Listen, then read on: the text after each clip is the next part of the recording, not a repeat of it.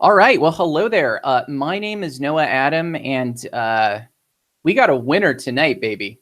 We got a winner tonight.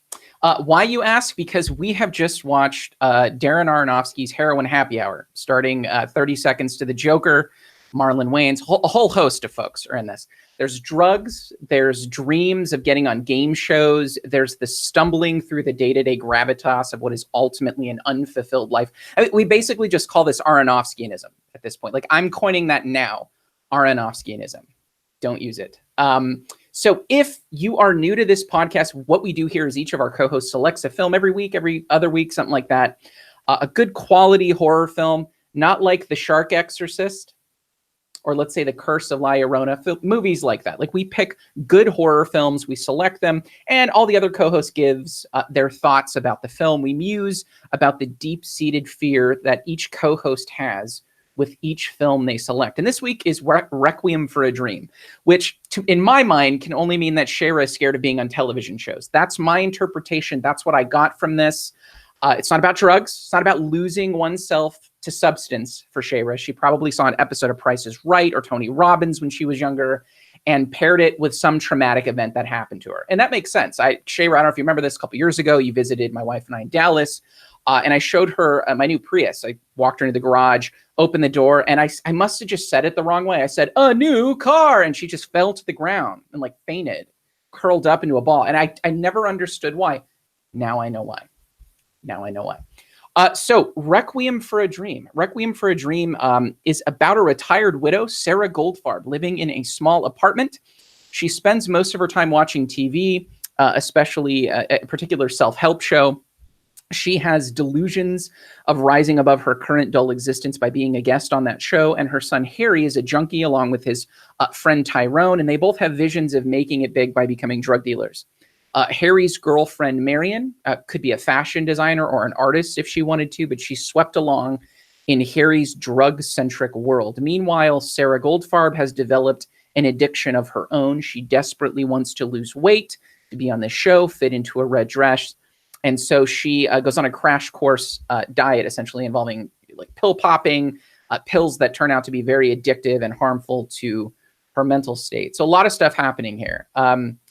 So, to me, this movie is horrifying in a very particular way. I think it pushes the boundaries of what we characterize as a horror film on this podcast, right? This is far from anything like a traditional horror film, although I think it certainly can inflict terror in a certain kind of person. And it's a lot like how Jonah was terrified of the film The Lobster, right? I think this movie is similar in that sense. It hits a very specific sort of fear, I think.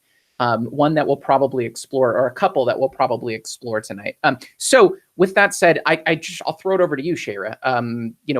Just kind of want to know why this movie scared you so much. I mean, besides Joe Piscopo and the game show, clearly that was the main thing that scared you. But other than that, why did you select this film to discuss tonight? Before I go into that, you know how we always try to find a parallel from the choices we pick? I'm starting to see a pattern with me in some of these movies, because with Donnie Darko, we had an over exuberant type guy trying to teach you how to life better and make you have a better fulfilled life. I mean, it's in both of these films. It's this smarmy game show host type monster that's giving you bullshit advice and telling you how to life better when they're probably just complete shit on the inside. And they're really just trying to market off of you and see you as a big dollar bill. So I think I'm starting to realize that might be part of my fear, is these self-help gurus apparently are scary to me. Or maybe quick answers, like easy answers to complex questions. You know what I mean? Yeah. Maybe that is it too. Because I really do get freaked out when people are like, here's your solution. And it's like, no. That's not what this is about. But honestly, that's what makes this film so important to me. So, like, a lot of people mention the drug use, but the title in and of itself is the part that's frightening, right? The Requiem, like, almost like rest in peace, all of your dreams, all of your hopes, they're all fucking shit. You need to set real life goals and not follow these self-help gurus or have this pie in the sky kind of mentality about life. Because if you do, it'll send you down a self-destructive path and lead to addiction and just completely getting you cut off and alone from your network of peer and family. So the reason why that freaked me out so much when I first watched it in the year 2000 is that was the epitome of all the garbage we were forced down our throat in the 90s, right? You live in this world where everybody's like, follow your dreams. Anyone can be president. I'm really mad that that was something everybody said, honestly. But like they had this like crazy, like happy kind of mentality. And you actually saw this with the MTV culture of the 90s, where people started actually getting grossed out and horrified by these messages. This is not good messaging. We need to have real life goals and real life ideas. And you really feel this in the film when Harry is showing this really great way that they can have it, make it big. Here's a store. Here's all this beautiful things we can do. We're going to build our life up. Everything's going great. And this is the part of the movie where usually people are going through the struggle before they get to the good. This movie has the happy stuff going on in the middle where the tension's supposed to be. And you have scary music playing when they're following their dreams. This really eerie, which, oh my gosh, we definitely have to talk about the music in this film. But this really eerie, horrible, horrifying music playing when people are following their dreams and saying, we can make it big. We're going to live happily ever after. Everything's going to be great. That's horrifying because life doesn't always work that way. Oh, yes. And thank you, Jim. You mentioned Tom Cruise in Magnolia. That also is a very horrifying, but one of my favorite scenes in a movie, by the way. The incel with the ponytail telling everybody how to get the ladies. You were mentioning self-help books, and one of the most effective portrayals of that for me is Tom Cruise in Magnolia, where that's all sort of based upon that. There was a self-help book called The Game that came out about contemporaneous with these films and Magnolia as well, and that portrayal is particularly eerie.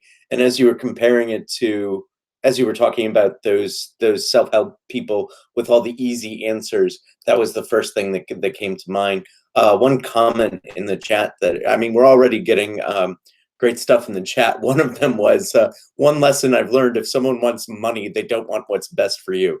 And that's absolutely true. And it's shown in both this movie and in Magnolia as well. So yeah, I think that's an interesting element. I think the drug stuff about this film is so overwhelming and so so front and center of what people remember about this film, then I think you're right to sort of draw our attention to the other elements as well. That it's not just drugs that propel these people along their journeys, it's their dreams. And one of the things that I remembered about this film, I rewatched it for the podcast, and I had seen it when it first came out, when Ellen Burstyn was nominated for the Oscar. And I deservedly so. And if you sort of look back on Aaron Brockovich versus Requiem for a Dream, and you go, which one is the better performance? Clearly, I think the Academy got it wrong by giving it to Julia Roberts. Neither here nor there. The thing I remembered about this film is clearly the drug stuff, but I also think that one of the things that I learned from this film about storytelling was do the hope parts well in order to make the sad parts better. If you don't get the hope and the optimism and the dreams, if you don't make those as effective as the terrifying sections of the film, then the terrifying sections will be less effective and less heart-wrenching at the end. Yeah, sorry. I don't mean to step over, but yeah, that is actually one of the reasons why this movie works so well for me. Is because the happy moments, you really were like cheering for these people. Even if they weren't the greatest people, you're cheering for them. And then, you know, there's been arguments about how tragic the ending is and how it's too much, but I think it was perfect because most movies will have a huge amount of conflict and problems in the center, and then this like overly done happy ending, especially like if you watch the Lifetime original movies and like the Hallmark movies, it's really like overly intense tension in the center and then this way overly too happy ending. This did the exact opposite, and I think that was really clever, honestly. So the contrast is what helps for me to like really it makes it hit you, right? Right, and Aronofsky is also really clever about the way he uses those happy parts too. Like, we don't need a montage of Jared Leto and Jennifer Connelly smiling by the beach in order to. I mean, we just get that one shot of the beach scene, but we don't need like this sort of moment where we flash back on all the happy memories at the end of the film in order to make the ending effective. He trusts his audience to remember that they felt hope for these characters in the beginning and middle of the film in order to, and he trusts the audience enough, and that makes the ending far more effective. The scariest part of this entire movie for me was the scene when Sarah says, "It's a reason to get up in the morning. It's a reason to lose weight. It's a reason to fit in the red dress." It was like I had heard. I mean, the first time I saw this movie was last night, and I'd heard about it for years. I'd heard the song a million times, the Requiem for a Dream soundtrack like a million times, and I just on YouTube and in FMV videos, you hear it everywhere, right? Like in our age. But I was like, I'd never seen the movie. And I watched it thinking that it was going to be primarily a PSA about not doing drugs, but it's so much deeper than that. It was really about, for me, I think, like the shattering of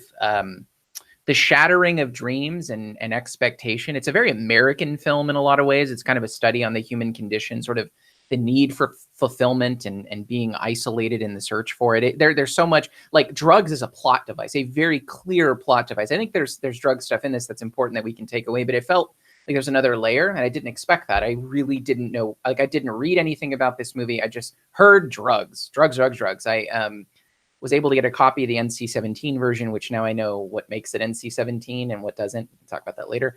I was like, oh, that's interesting. But yeah, I mean, I don't know. I have a quote from Aronofsky, actually. Let me see if I can find it, where he kind of talks a little bit. Well, he says, Requiem for a Dream is not, he says it explicitly, it's not about heroin or about drugs. He says that Harry Tyrone Marion's story is a very traditional heroine story, but putting it side by side with the Sarah story, right, Sarah Goldfarb, we suddenly say, oh my God, what is a drug? Like, that's part of the important part. Like, what is a drug? Our need for that fix. Right? That fix can be a very different thing for very different people. And it's so much more deeper. There's something missing, I think, for a lot of people. And this is a story about their search for it, that ideal sort of idealization of success in a very particular sort of way. Very interesting. I did not expect that watching this. I thought that this would make me just not want to do drugs. And that was like sort of the end of it. And it was so much more than that. So anyway, I thought I'd throw that out there. Well, I mean, they explicitly say this too when they're on the beach, when Harry's on the beach with Marion. He said he's going to finally make it up to his mom because he's been a shitty fucking son for so long. And he says that he's going to get her what gives her her fix. And he basically talks about television as being her drug. And it's so very clear in that writing what their intention is here. It's not to be about drug use per se. It's to explain to the world that addiction can come in all different kinds of manifestations, not just from drugs and alcohol. Drugs and alcohol are something we get to, attack others for, because that's the one that throughout the 90s we were inundated with. Drugs are bad, okay? we have Jessie Spano in Saved by the Bell with her "I'm so excited, I'm so scared" and her caffeine addiction. You have the presidents who were saying stuff like "crack is whack." You have Just Say No. Just Say No. Just Say No. Their programs were in full effect in the 90s. I mean, the PSAs that were constantly playing of "This is your brain on drugs. Any questions?" I mean, we are constantly given these commercials telling us drugs are so horribly bad. And this was his way of saying, hey, you are all addicted to something, all of you. And you could get obsessed with them too much. Yeah, I think that's a fair point. When I get a little, I think it's a little bit muddled though, right? Because if in construction of the film, if instead of having her get addicted to an actual drug, she was fully just addicted to television, or she got addicted to running, or she got addicted to something else that's not obviously actually a drug, I think that would have made the same point, but made it even more palpable. Because I think what's really powerful about what you're saying is that anything can become a drug. It doesn't have to be heroin, alcohol, cigarettes, pills, blah blah blah. Like literally anything in your life, even your own dreams and even your own ambitions can become a drug. That's a really powerful statement, yet it's undercut by the fact that she gets addicted to a literal drug. So I almost wish that I could take the pills out of this movie in order to and still have a very similar movie, if not the same movie. Yeah, but I think the pills were put in mainly because of the product of its time. We were coming from a time where everybody trusted their doctors to know what to give them, and this idea that if it's a prescription drug, it's not a drug. And that was a message that was super necessary in 2000 and is even more pertinent today. There are so many people given prescriptions to drugs and they are like, oh no, but it's from a doctor, so that's not a drug. And she even argues that in there. So absolutely. I get why they put it in there, but yeah, you're right. Like it there are a lot of different things that they were addicted to, but all of them had a drug problem. Exactly. Yeah. That was something they all had in common. Yeah, I am not disputing any of the sort of the theses behind anything you're saying. I'm just suggesting that as a film, perhaps it would have been more effective without the pills. For me, if it's not more effective for you than that, but I understand why the pills are in there. And we wouldn't have the line, "Are you on Uppasma?" I was laughing a lot. I was like, "Oh my god!" I learned it by watching you, son. I learned it by watching you. So I agree with everything that Cher just said about that. But I think there's also kind of like another layer to that too that I sort of saw, and I think that it actually kind of needed to be pills just to draw a parallel here that I don't think we've mentioned just yet, and that parallel would be that this Tabby Tibbins guy, this game show host, I think is to Sarah what Harry is to Marion, right? So like there's a really strong parallel there between those two relationships. Whereas Tabby and Harry Tappy, are both selling this idea, right? So like obviously in the TV example, it's very clear. He has this game show. He's selling millions of people this idea of like this sort of like glorious, whatever it is, lifestyle. He's selling his own lifestyle. He's selling quick answers. But Harry is kind of doing the same thing, right? So like in the middle of sort of the movie here, we kind of see him going to Marion and saying, hey, you like design. You want to do this? Do you want to have your own shop? You should do this. This thing would be awesome. But to get there, here's the quick answer. I have to get these drugs. I have to sell this. I have to come up with this scheme to make this happen for you. And she totally buys into it, right? And for her, I think just like it does with Sarah, it becomes her ultimate downfall. Whereas with Sarah, she gets addicted to the uppers. She goes insane worrying about this event that's going to happen. She clearly experiences psychosis and then gets thrown into a mental hospital. Whereas, of course, with Marion, the path is a little bit different. So after being sold this idea for so long and getting so deep into her addiction, she ends up completely separating herself from Harry and literally selling her body to get this fix that becomes the replacement for her dream. Yeah, so you're totally right. That's a good point. It's self-worth, right? When you say that this guy is to Sarah what Harry is to Marion, it's in the context of self-worth, I think, of being something, of being recognized. Like I think Marion has obviously. So what does she say? She says, "You make me feel beautiful." Like a lot of people have said I'm beautiful, but she says to Harry, "You make me feel beautiful." Sarah's, it's a reason to get up in the morning. It's a reason to lose weight. It's a reason to fit in the red dress. I think it all comes down between them to be a thing of self-worth. And it just continuing on that note, Tyrone, his thing is his mom, right? Like I told you, Mom, one day I'll make it. So there's this entire outer layer that drugs seem to feed into, but they're not central. And I totally agree with Jim that taking the drugs out specifically for Sarah would have underscored the point that the film, I think, is trying us to swallow, no pun intended, much better. Much better. But so if there is any flaw in this film that I just offhand that I see, it's that.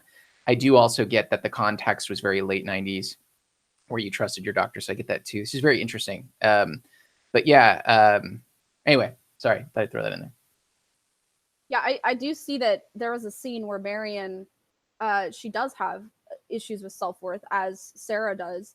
And you actually see when she is in front of the mirror, and she just has a little sports bra on, and she's staring at herself, and she's like slumped over, almost like the before picture in an ad, you know, slumped over and just insecure and sad. And she takes some drugs real quick, and then she's beautiful.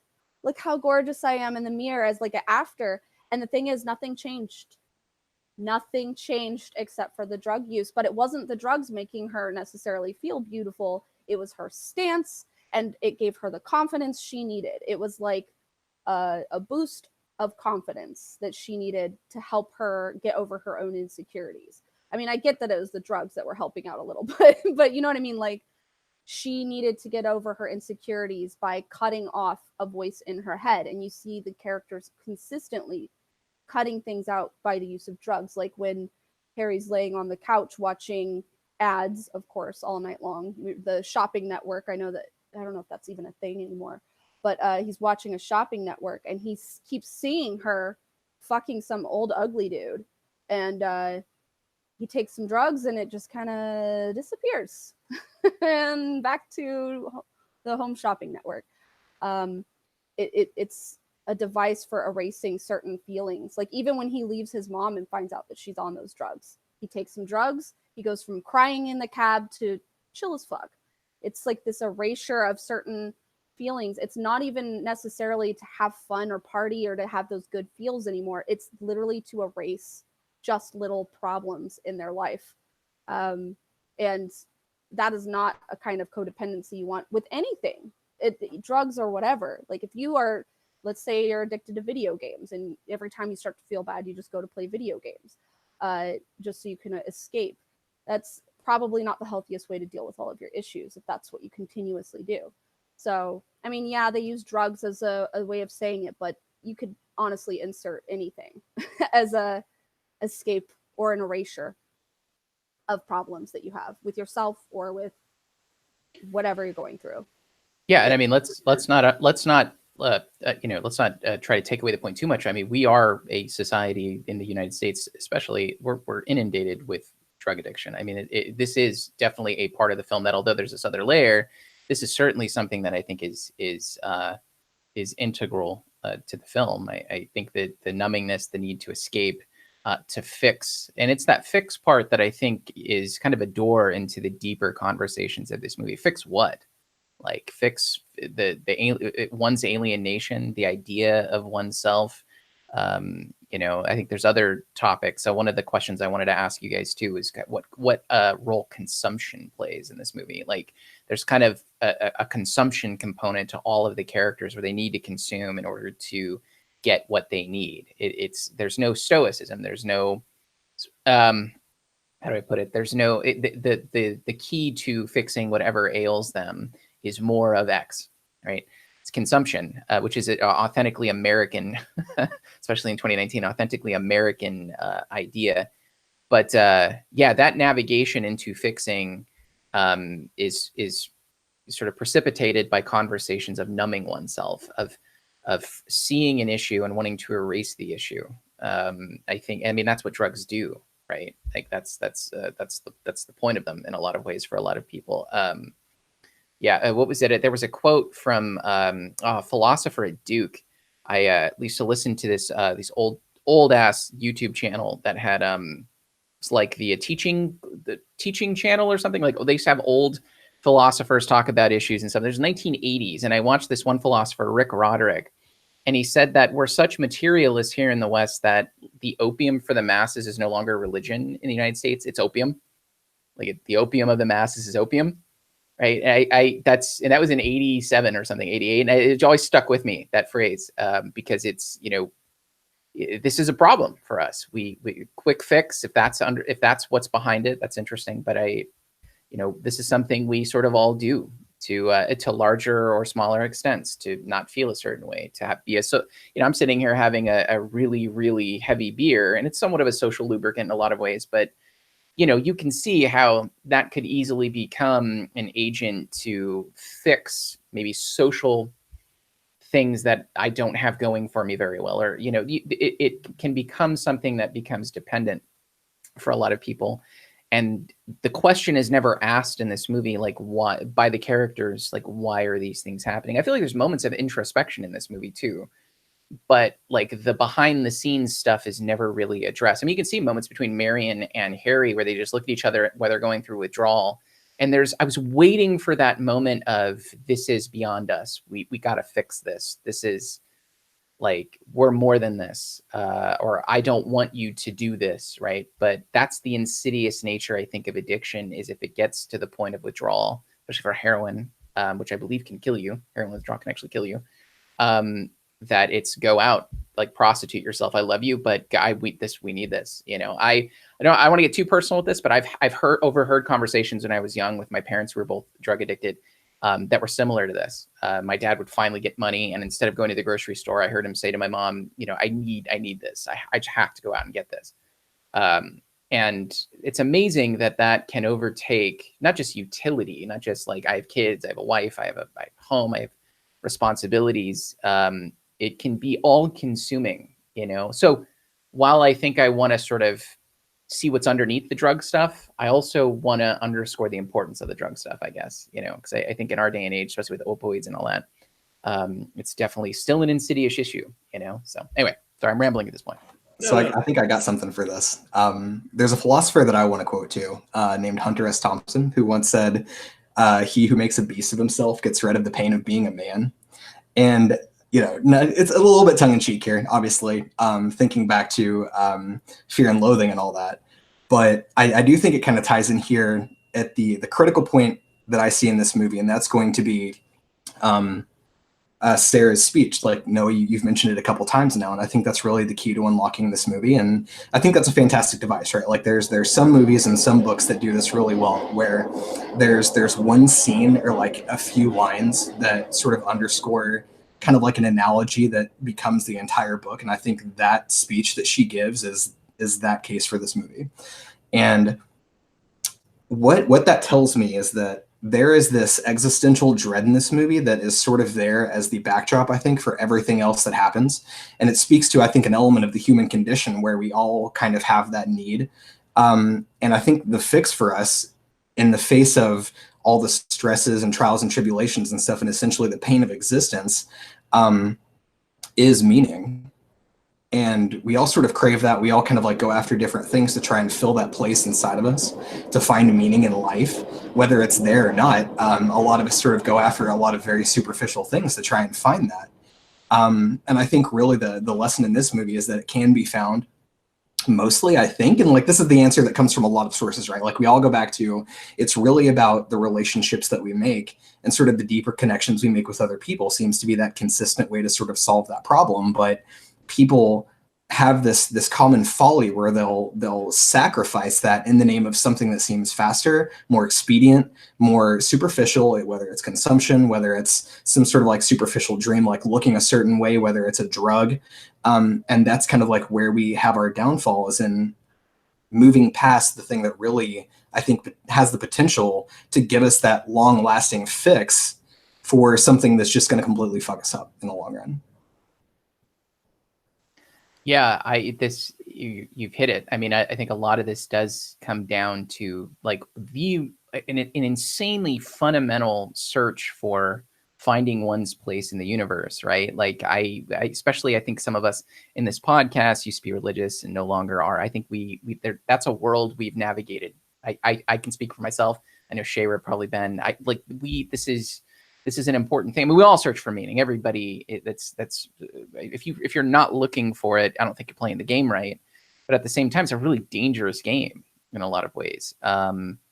And this is definitely, I think, a huge part of this. The needful fulfillment. I mean, and for me, it's a struggle for me because I hear people say it always comes down to relationships, and those are the things that are the most. What does Danielle say? My wife has a saying. It's like experiences, not things. Like people, not things. Like whenever you have the opportunity to spend money on something, try to always bring it back to an experience, not a thing. If you can help it, to do things with people, and that's really helped me. I tend to be very isolationary.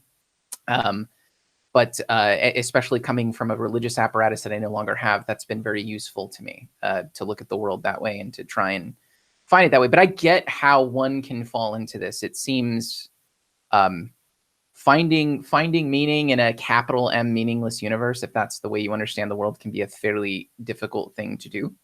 And it's easy to just, put a needle in your arm to take away, some of the pain when life gets difficult. But anyway, yeah, I had a lot of empathy watching this. I felt like, you can see the need for stoicism, the need for an acceptance of one's place, reality. Like you can see all of that in there, but at the same time, I felt very forgiving for these characters, watching them be in the state that they're in.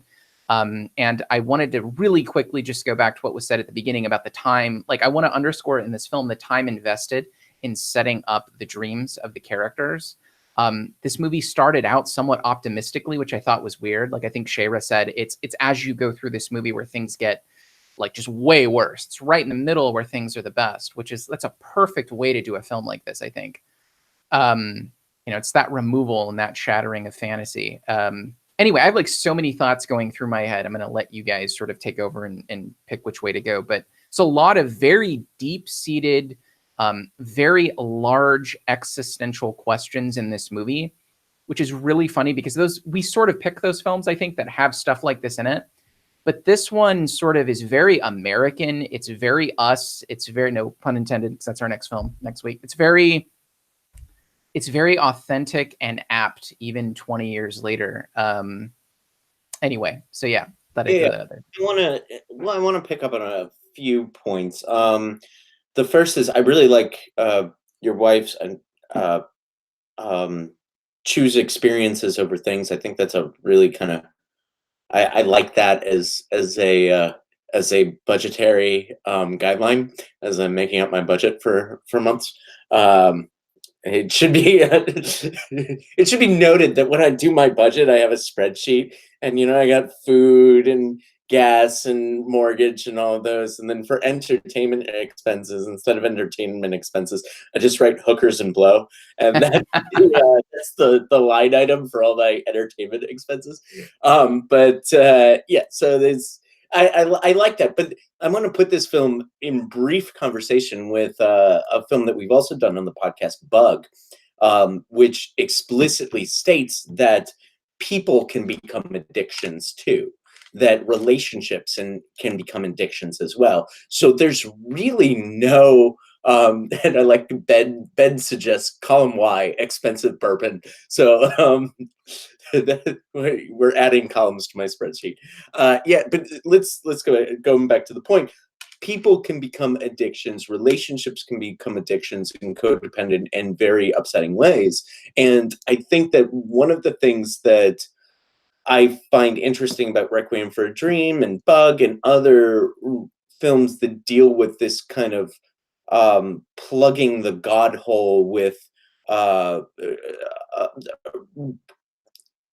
ill-fitting means, all of those films, their characters lack a certain degree of self-reflection. They lack a certain degree of going, oh, wait, what am I doing? What have I come to? What's going on? I mean, even these characters kind of seem to, as they are declining, in the latter half of the second act and the third act, as they're declining, they never stop to think, what have I become? What are we doing? Yeah. How is this how is this in line with, or not in line with rather, the plans that we set up in the beginning of the second act and the first act of this movie? Those are the type of, so for me, it becomes, instead of choosing experience, not things, choosing people, not things, choosing relationships, not things, making sure that before I'm making a decision, I'm making a decision based upon a self-reflective and sometimes paralyzingly so self-reflective process. I but it sort of thrown onto all of this is since everybody is quoting their favorite philosophers today, I'll quote David Foster Wallace, who says, and I don't have the quote in front of me, but I'm paraphrasing, in the day-to-day trenches of adult existence, there are no such thing as atheists. We all worship. The only thing that we have the choice about is what to worship. And we can choose sort of as he says, JC or Allah or Wiccan mother goddess, sort of listing dogmatic religions. We could choose those, or we also have a society that is pushing us toward the worship of consumption. Mm-hmm. And either any one of those can overtake your life to the point where you are no longer a critical, reflective thinker. And that's one of the really effective elements of this film for me. Go ahead, Noel. I was just going to ask, do you think that that's the key out? I mean, if we add relationships to the addiction pool, do you think the way out of this is something like reflecting on one's state honestly? Yes, but even then, it's not a foolproof method, because you can become paralyzed with self-reflection.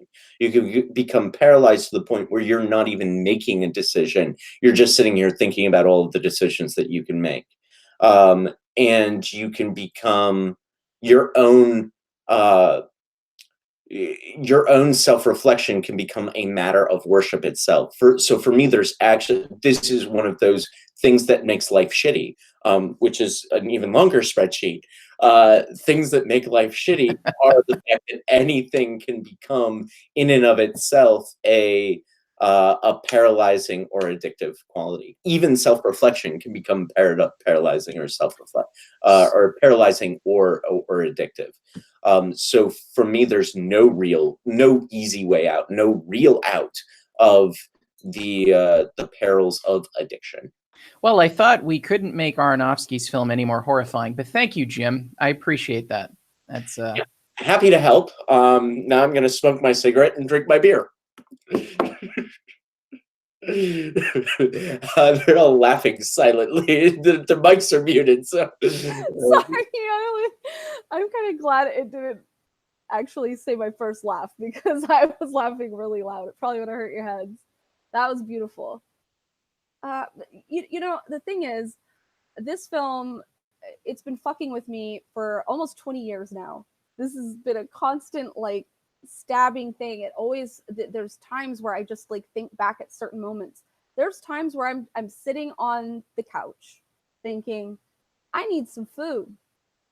I should probably eat something healthy. And then I look over at the fridge and I see the monster fridge from this movie, gonna come and attack me, But it's this movie is also a positive film for me, even though I hear a lot of people say, oh, this is a tragic, horrible film. It makes me feel horrible. I'll never watch it again.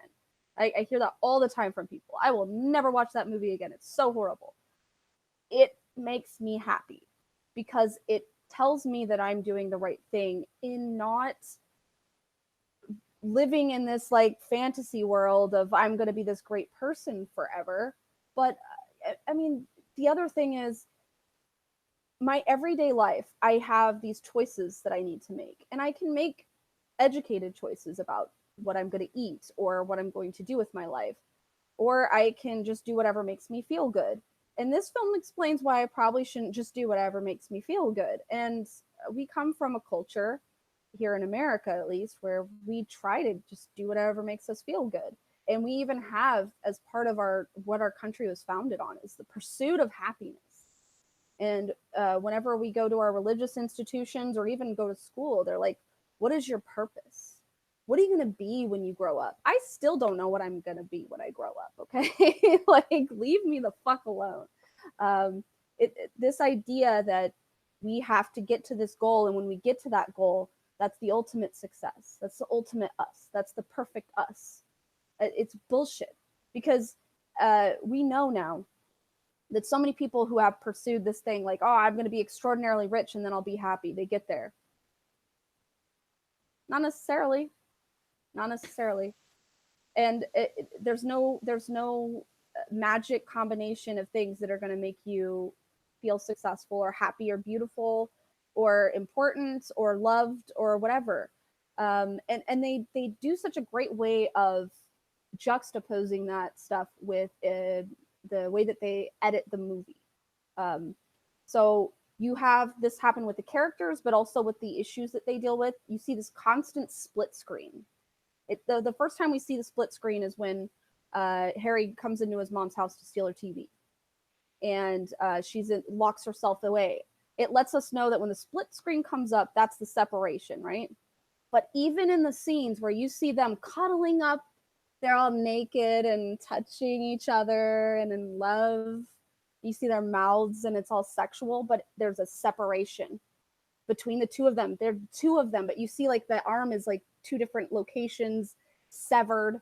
You see that his hand gets severed when he's actually like loving on Marion, like almost like a, hey, this is gonna happen later, spoiler alert. But you know, it's this constant separation. They were never connected the way they thought they were. There was always a separation. They were always alone, even when they were together and so close. And to me, there's a positivity in that, because maybe we shouldn't be in these toxic relationships, even if they feel good. Or maybe we shouldn't be in these toxic situations, even if they feel good for the time being. It definitely is a PSA of not just drugs, but a lot of other toxic parts of our lives. Yeah, I mean, maybe. Oh, sorry. Go ahead. Go ahead, Noah. I was just going to say, maybe we could say something like, you know, the split screen to me served as an informer of alienation. You know, the first scene, think of Harry. So Harry and Sarah are in the same scene. And there's a split screen and she's in the closet and he's taking the TV. They're in the same room, but they're locked apart. That's all over this movie, is being in the same room, but being separated. It's like the idea of consumption. I wouldn't even say consumption. The idea of having this obsession with the success, the thing, the fill in the blank, the Tony Robbins, is it puts you in an isolationary tank such that even when you're around people that you should be closest with, you're separate to some extent. It's, I need this to be who I authentically am, right? This is, I put in my notes, like I'm sitting here looking at this big, bold thing I wanted to just call out. I hate life coaches. I fucking hate, I live in Orange County, California. I know 3 life coaches that are acquaintances of my wife and I. And I just hope I never have to give them my thoughts on what I think about being a life coach. You know what I mean? Hopefully they're not watching right now. I don't really care, honestly. It's one of those things where it's the search for, you know, happiness in that sort of way is in a large part why you don't have it. If you're searching for it to that degree, you're obsessed with the idea that you don't have it. That underpins it, that it's not in you already, that it's not a part of you. It's just this really insidious, regressive circle of being obsessed with searching for something that you don't have.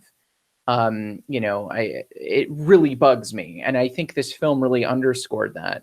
If I only had this one thing, I would be happy. If I was only healthy, wealthy, or wise, I would be authentically happy. And what that does is it bubbleizes you. It makes you, you know, a bubbled person, and you're in your locked room, let's say, you know, and you can't have the same relationships you have with other people when you're in that kind of a search, I think. I don't know. There's something there with that. It just really, really bugs me.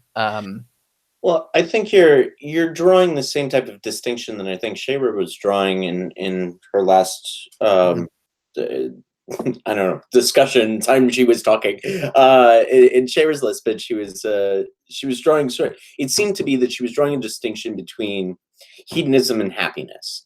And likewise, I think you're drawing a distinction between transient sort of objectives, I guess, transient pleasures versus goals. I think there's nothing wrong with having a life goal, a thing that you wish to accomplish, Of course.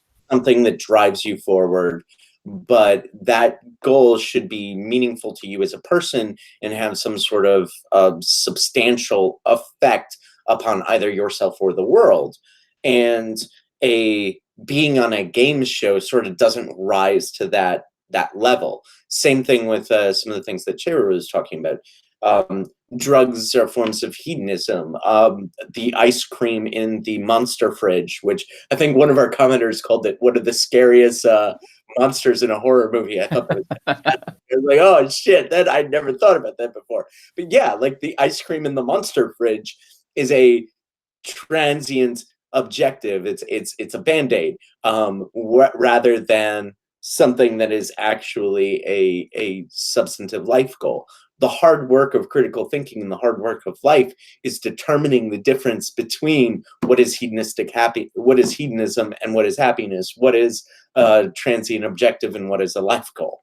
That's the type of stuff that makes added to the spreadsheet of things that make life shitty. That determination is really quite difficult. What really messes me up about this whole line of thinking, though, it's two things. One is Wittgenstein and the other is Buddhism. Okay, so first, relationships, right? So going back to this topic about relationships, something that has consistently weighed on my mind for probably like 5 years now, ever since I've heard about this idea, is the thought that we have this barrier in our communication with other people that's completely limited by the symbols we use to try and communicate complex internal states. There's really no way to honestly do that. Like obviously we have correlation, right? Like, so if I say apple, like you hear something, an image comes into your head, but we really don't have any way to kind of guarantee the experience that the other person is having. Whenever I say apple to you, Jim, like I have no idea what that evokes inside. And like, then you say, oh yes. And then you start talking to me about apple, and then our ideas kind of like stay consistent because of our external reference points. But again, there's really no reason to believe that what is going on the inside for me and for you is aligned. And so it kind of makes these personal connections kind of impossible anyway. So even like when we're talking about Marion and Harry laying together, and yes, like it was mentioned that they never really had that connection anyway. I think there's a couple of reasons for that. Firstly, because they're probably really just in love with the idea they told themselves about the other person that they were with, right? So like Marion was in love with Harry because of how the stimulus of Harry on the outside and the idea of Harry made her feel on the inside. And Harry was in love with Marion because of this vision that he had in this dream about this person and this like happy ending. But none of that necessarily really connects, I think, in the true sense that people think it does. So right out of the gate, I think all of that is just kind of like potentially destroyed. Second, the journey for finding meaning. I think that you said something really interesting, Jim, and it's really about kind of like the path and the pursuit, right? Whenever someone's like on that particular journey, it's very hard to make those connections with other people. So the relationships part aside, I think that's a fantastic thought, because whenever I think about Buddhism, there's this line of thinking there, and I can't like cite particular like scriptures or like any particular person, but it's honestly this journey that we convince ourselves that we have to go on before we get to an end state that kind of like prolongs our separation from enlightenment. And if we're associating our meaning in life and our happiness with the journey, I think that's something that's always going to kind of like fall through. But the only reason I think that we never kind of like get to the place where we need to be, like that end state, is because we fall in love with that journey. We fall in love with the struggle. We fall in love with the process. And then we can never really accept or wrap our heads around what happens when we actually ended the journey and then we're there in that place of happiness and enlightenment, right? So like we kind of like prolong it for ourselves indefinitely, which sort of cuts ourselves off from that end goal. So really on like a couple of fronts there, it sort of tells me that, and now I'm just kind of like pontificating, I guess. Like, and I really don't mean to ramble, but if it can't come from any external source, it can't come from the journey, it can't come from people who you never have any guarantee of ever being able to have a meaningful connection with. What it really comes from is something inside of yourself. And I think it just comes to a point where you kind of like have to be in a place with yourself that you're just sort of like deciding to be in this particular state of mind that you feel like things are meaningful. And you don't make these decisions that end up like hurting you or prolonging your suffering. You just kind of like accept that things are good. You know what I mean? Like, I mean, it's really about like what's going on the inside, but that's an incredibly lonely experience, an incredibly lonely thought. Talking about like the alienation in this movie, shit, yes, like that speaks directly to the state, I think, of the reality of human existence. We're all kind of like that, no matter what we do. Whether or not we're addicted to heroin and we're chasing that, or we think we have meaningful relationships, or we're on this journey where we're going somewhere and we're pursuing this goal or whatever it is, it's all just the story we tell ourselves. Yeah, I don't know. Like, I don't mean to like get too like depressing or like ranty or whatever with that, but shit, dude, like I don't know. This unexpectedly enough, this movie actually speaks to this deeper struggle I have, I think, with myself. So yeah, I mean, I think it's definitely a good pick. I don't know, but yeah, man, like there's a lot of stuff that digs up for me, at least. I think we're having an appropriately depressing discussion for an appropriately depressing movie. I mean, it's not like we would be walking into a discussion about Requiem for a Dream and then saying, oh yeah, this is how awesome things are. You know, I know you said earlier, Shaver, that this movie kind of makes you happy. For the wrong reasons. I mean, honestly, it's watching a train wreck, and I'm like, oh, now I have the insight to not fuck up like this. I'm still gonna fuck up like this. We all are very self-destructive at times, and we all can get into ourselves too much. But there is a happy ending at the end. I know a lot of people try to say that the ending is absolutely tragic, but there is a happy ending at the end. No matter how alone you are, no matter what suffering you're going through, what does everybody do at the end? They all lay on the couch or the bed or the cot, and they curl up into a fetal position and feel the pain and the suffering of living. We all are in this together. This amount of suck that we are inundated with every day, we all are there. We all wish we could maybe go back and fix some of the stupid fucked up shit we've done, and that we could be young again in the fetal position, right? Or that we could have that time when we didn't know as much and didn't need to worry so much about all the shit that we all went through just now. Maybe have a happier time that we could go back to. We are all in this fucked up shit. And as much as that is so sad and tragic, there's some happiness to that, because we're all dealing with that together, even though we're alone suffering with it. Yeah, there's a return to the womb aspect at the end of this movie, an acceptance, almost a stoicism, and so I agree with Shara that I think, you know, you can have an ending, we'll call it like a happy ending, but I think we all know it's a very depressing ending, but at the same time, it's an accepting ending, right? Like that's the part I think that it may be a forced acceptance, but a forced acceptance of things is still an acceptance of things. Like to get there through a tough road, you're still there.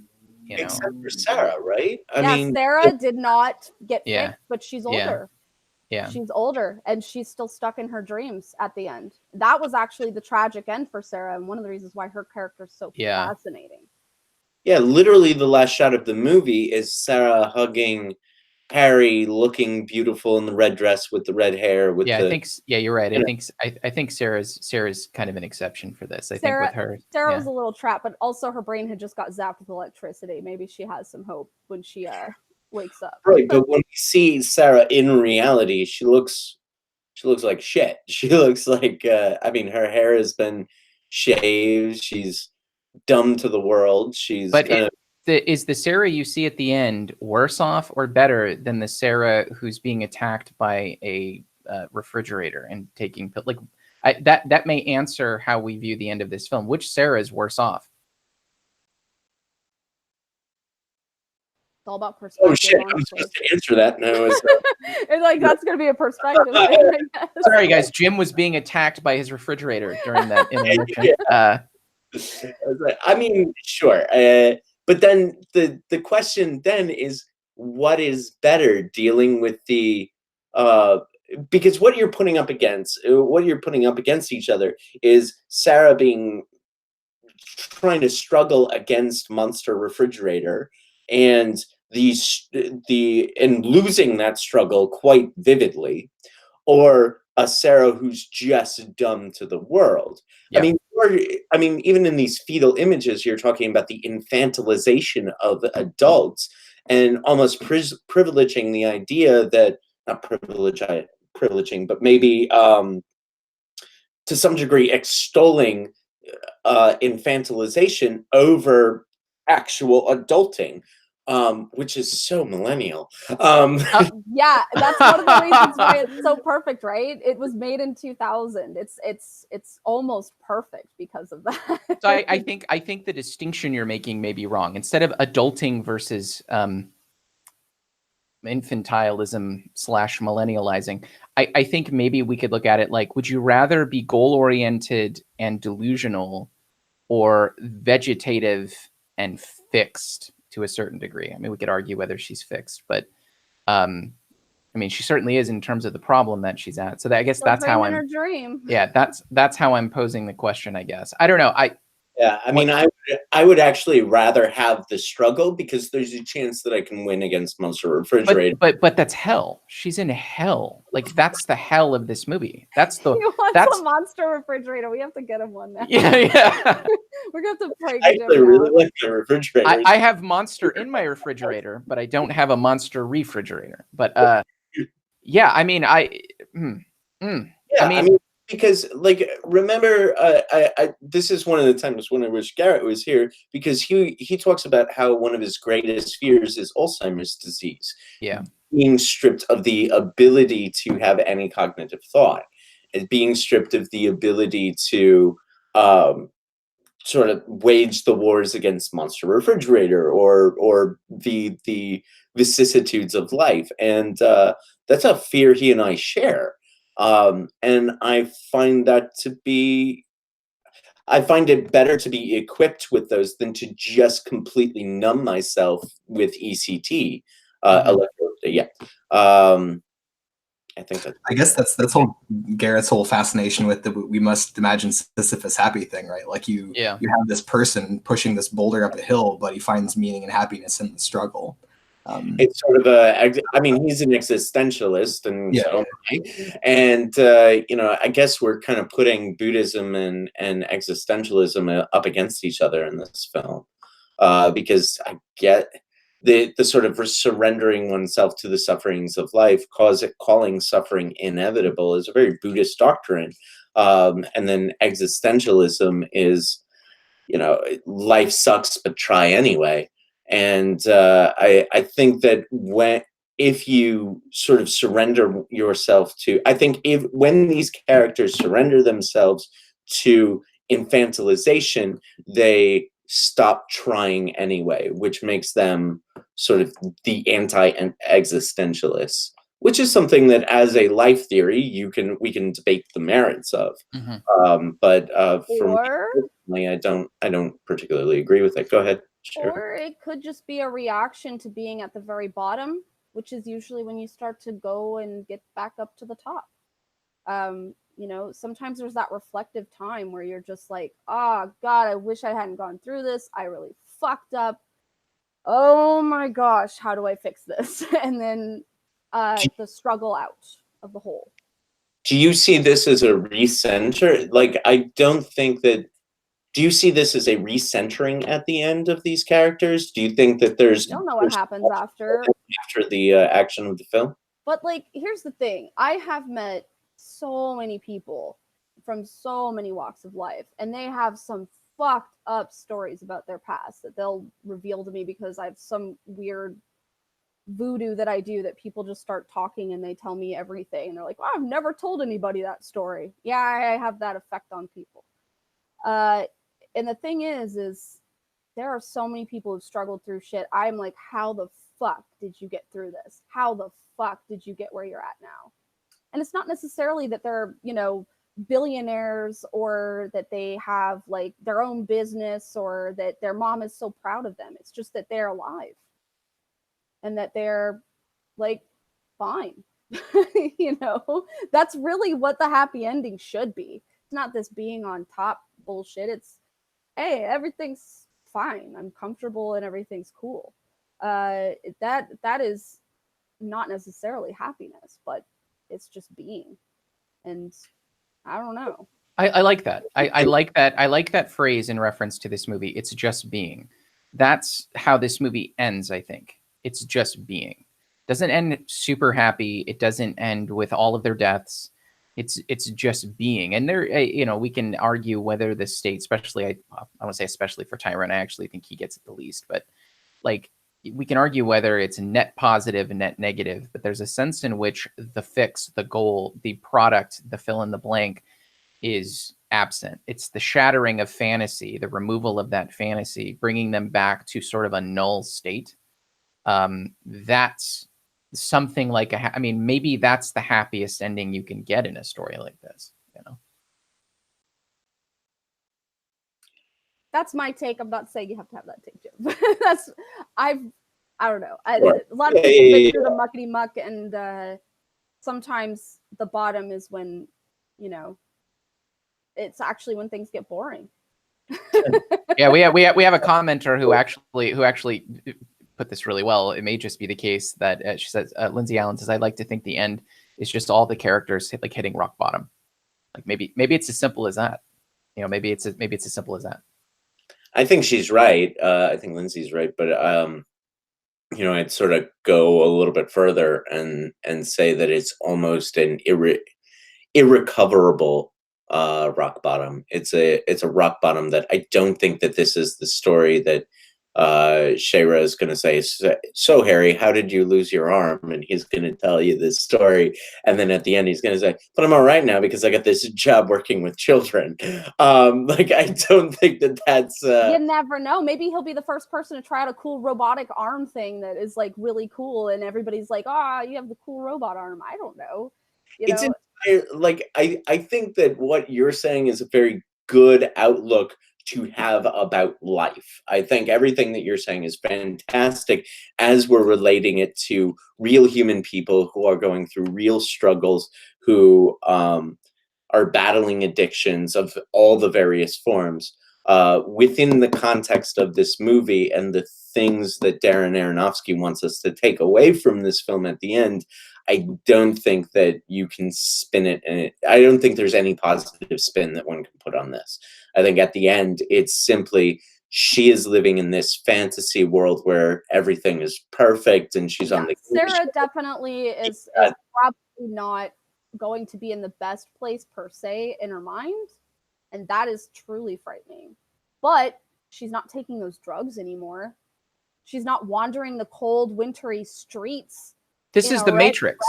This is the Matrix. She's jacked into the Matrix, right? She's not drinking the slurp in the ship. She's in the Matrix, believing what she wants to believe. You know, I guess that's how I look at it. She's the Matrix. Like, some people who hit rock bottom, they still continue to kind of stay in their delusional state. And honestly, I hate to go here and get super personal, but it makes me think of my mom. So very, very, very, very much. These things keep happening, and the delusions are still there. You know, this constant dreaming of all these great things that are going to come with the world, and it's why? Why do you need all these crazy, wild dreams? Why can't you just like be cool with existing and being able to interact with the awesome people that are in your life, you know, and just be fine with that? Like, I think that Sarah's problem also is a huge problem with the disconnect that was the technological problem of that day too. You know, you have your phone, you have your TV, you have your neighbors. Those are your social life, and you hope your son comes and visits you. Like, today right now we're hanging out. We're all over the place. We're all over the country hanging out, talking, and there's other people in the chat hanging out, talking. I don't know that this is going to be a lonely problem anymore? Or does that make us more lonely? You know, we can argue that, but I don't think that my generation is going to experience the type of loneliness that Sarah did. I think she was the last of that generation that's going to experience that type of loneliness, that kind of cutoff from your family and friends. At least if she lived today, she could check Carrie's Facebook status and see what's going on, you know? Can I just say that she had a bitchin' Sony CRT? I actually have one right there. Like, that's a fat ass Sony CRT. Just want to throw that out there. I'm a huge fan of the CRTs. So I throw that out there. Sorry. Hey, someone mentioned, it may have been you, Ben, Hunter S. Thompson. And this is kind of a weird segue. Do you guys know how much drugs Hunter S. Thompson did in a given day? Have you heard? I believe it was a lot. Okay, do you guys know his daily drug routine? I'm going to read it to you if you don't know what it is on a standard day. Let's go. Okay. Yeah. Okay, ready? All right. 3 p.m. rise. So he gets up at 3 p.m. 3:05, Chivas Regal with morning papers, Dunhill cigarette. 3:45, cocaine. 3:50, another glass of Chivas, another Dunhill. 4:05, first cup of coffee, a Dunhill. 4:15, cocaine. 4:16, orange juice and a Dunhill. 4:30, cocaine. 4:54, cocaine. 5:05, cocaine. 5:11, coffee, another Dunhill. 5:30, more ice in the Chivas. 5:45, cocaine. 6 p.m., grass to take the edge off. Does that make sense? 7:05, Woody Creek Tavern for lunch. Heineken, 2 margaritas, 2 cheeseburgers, 2 orders of fries, a plate of tomatoes, coleslaw, a taco salad, a double order of onion rings, carrot cake, ice cream, a bean fritter, Dunhills, another Heineken, cocaine, and for the ride home, a snow cone, which is a glass of shredded ice over Chivas, basically. 9 p.m., cocaine. 10 p.m., drops acid. 11 p.m., chartreuse, cocaine, grass. 11:30, cocaine, midnight. Hunter S. Thompson writes. That's when he begins to write. 12:05 to 6 a.m., chartreuse, cocaine, grass, Chivas, coffee, Heinekens, clove cigarettes, grapefruit, Dunhills, orange juice, and gin. Continuous pornographic movies. That's interesting. 6 a.m. in the hot tub with champagne, Dove bars, fettuccine Alfredo. 8 a.m. he takes a halcyon. 8:20 he's asleep. He did that. That was his daily routine for the most part. Sounds like lots of vitamin C. What was your joke? He got a lot of vitamin C. That's what I got. Oh, wow. Okay. Yeah, we were both going the same direction with that joke. Oh, man. That's crazy. That's crazy. Well, I posted about this on my Facebook status at one point because I had realized that so many old fucks who were known for their constant drug use are still fucking alive. Well, all these health nut motherfuckers are dying off. And I'm like, what the hell, dude? Like, I think there's some lies that were fed to me, but like, I know that drugs can kill. Like, I had a very, very close friend of mine, and he was practically a brother. I grew up with him. I remember him since I was 2. And we actually lived in the same house at one point in time. So he's always been a brother to me. And I was on a live blog TV when I got the call about him. And so everybody got to see my reaction to the death of someone who's been a brother to me my whole life, dying. But the thing is, it wasn't the drugs that killed him per se. He had been on meth most of his life, and he finally decided to find Jesus and clean up and just stop cold turkey. Mm-hmm. Boom. That was the death. Well, that's crazy. That's great. Did he pass from like just the amount of drug use over time, and when he stopped, his body I'm just... not necessarily sure exactly what did it. I know that he was at his grandmother's house. He was laying in bed, and his heart just said no. So the reason I ask is I have a very, very similar story. My best friend, this was when I was a Christian apologist. I was working at a plumbing shop as one of my first jobs. And I was an early apologist. I just started getting into a Christian apologetics, and he was an atheist, but was raised religiously. So he kind of knew, I felt like he knew better whenever I would give him these these natural, like a teleology arguments and Kalam arguments and stuff. And he had been off drugs for years. He did meth, and he'd been off drugs for a long time. But at some point, our conversations about God started weighing on him very heavily.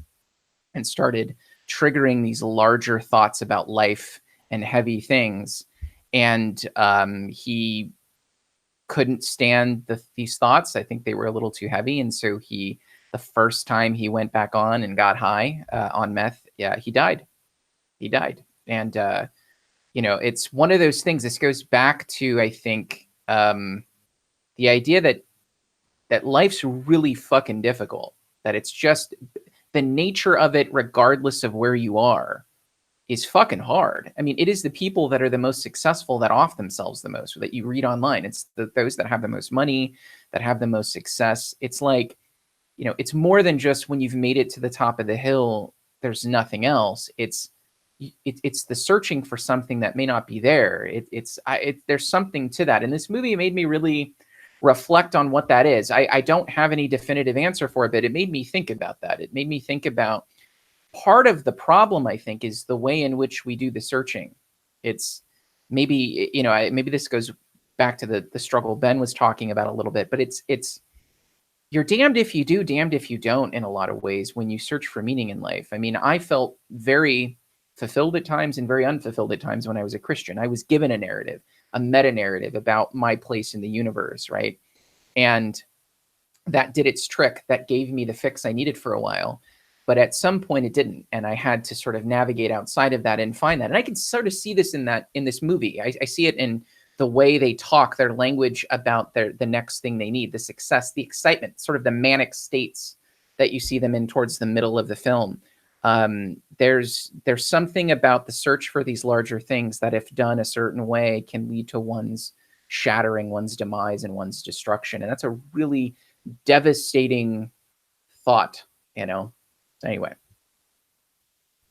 Yeah, life is not easy. There are no easy ways to meander through it. And yes, some people may live to be 115. And when you say, "Oh, how'd you stay alive this long, Grandma?" Well, lots of drugs and alcohol. I mean, you always have that, you know, story, right? And that's not true for everybody.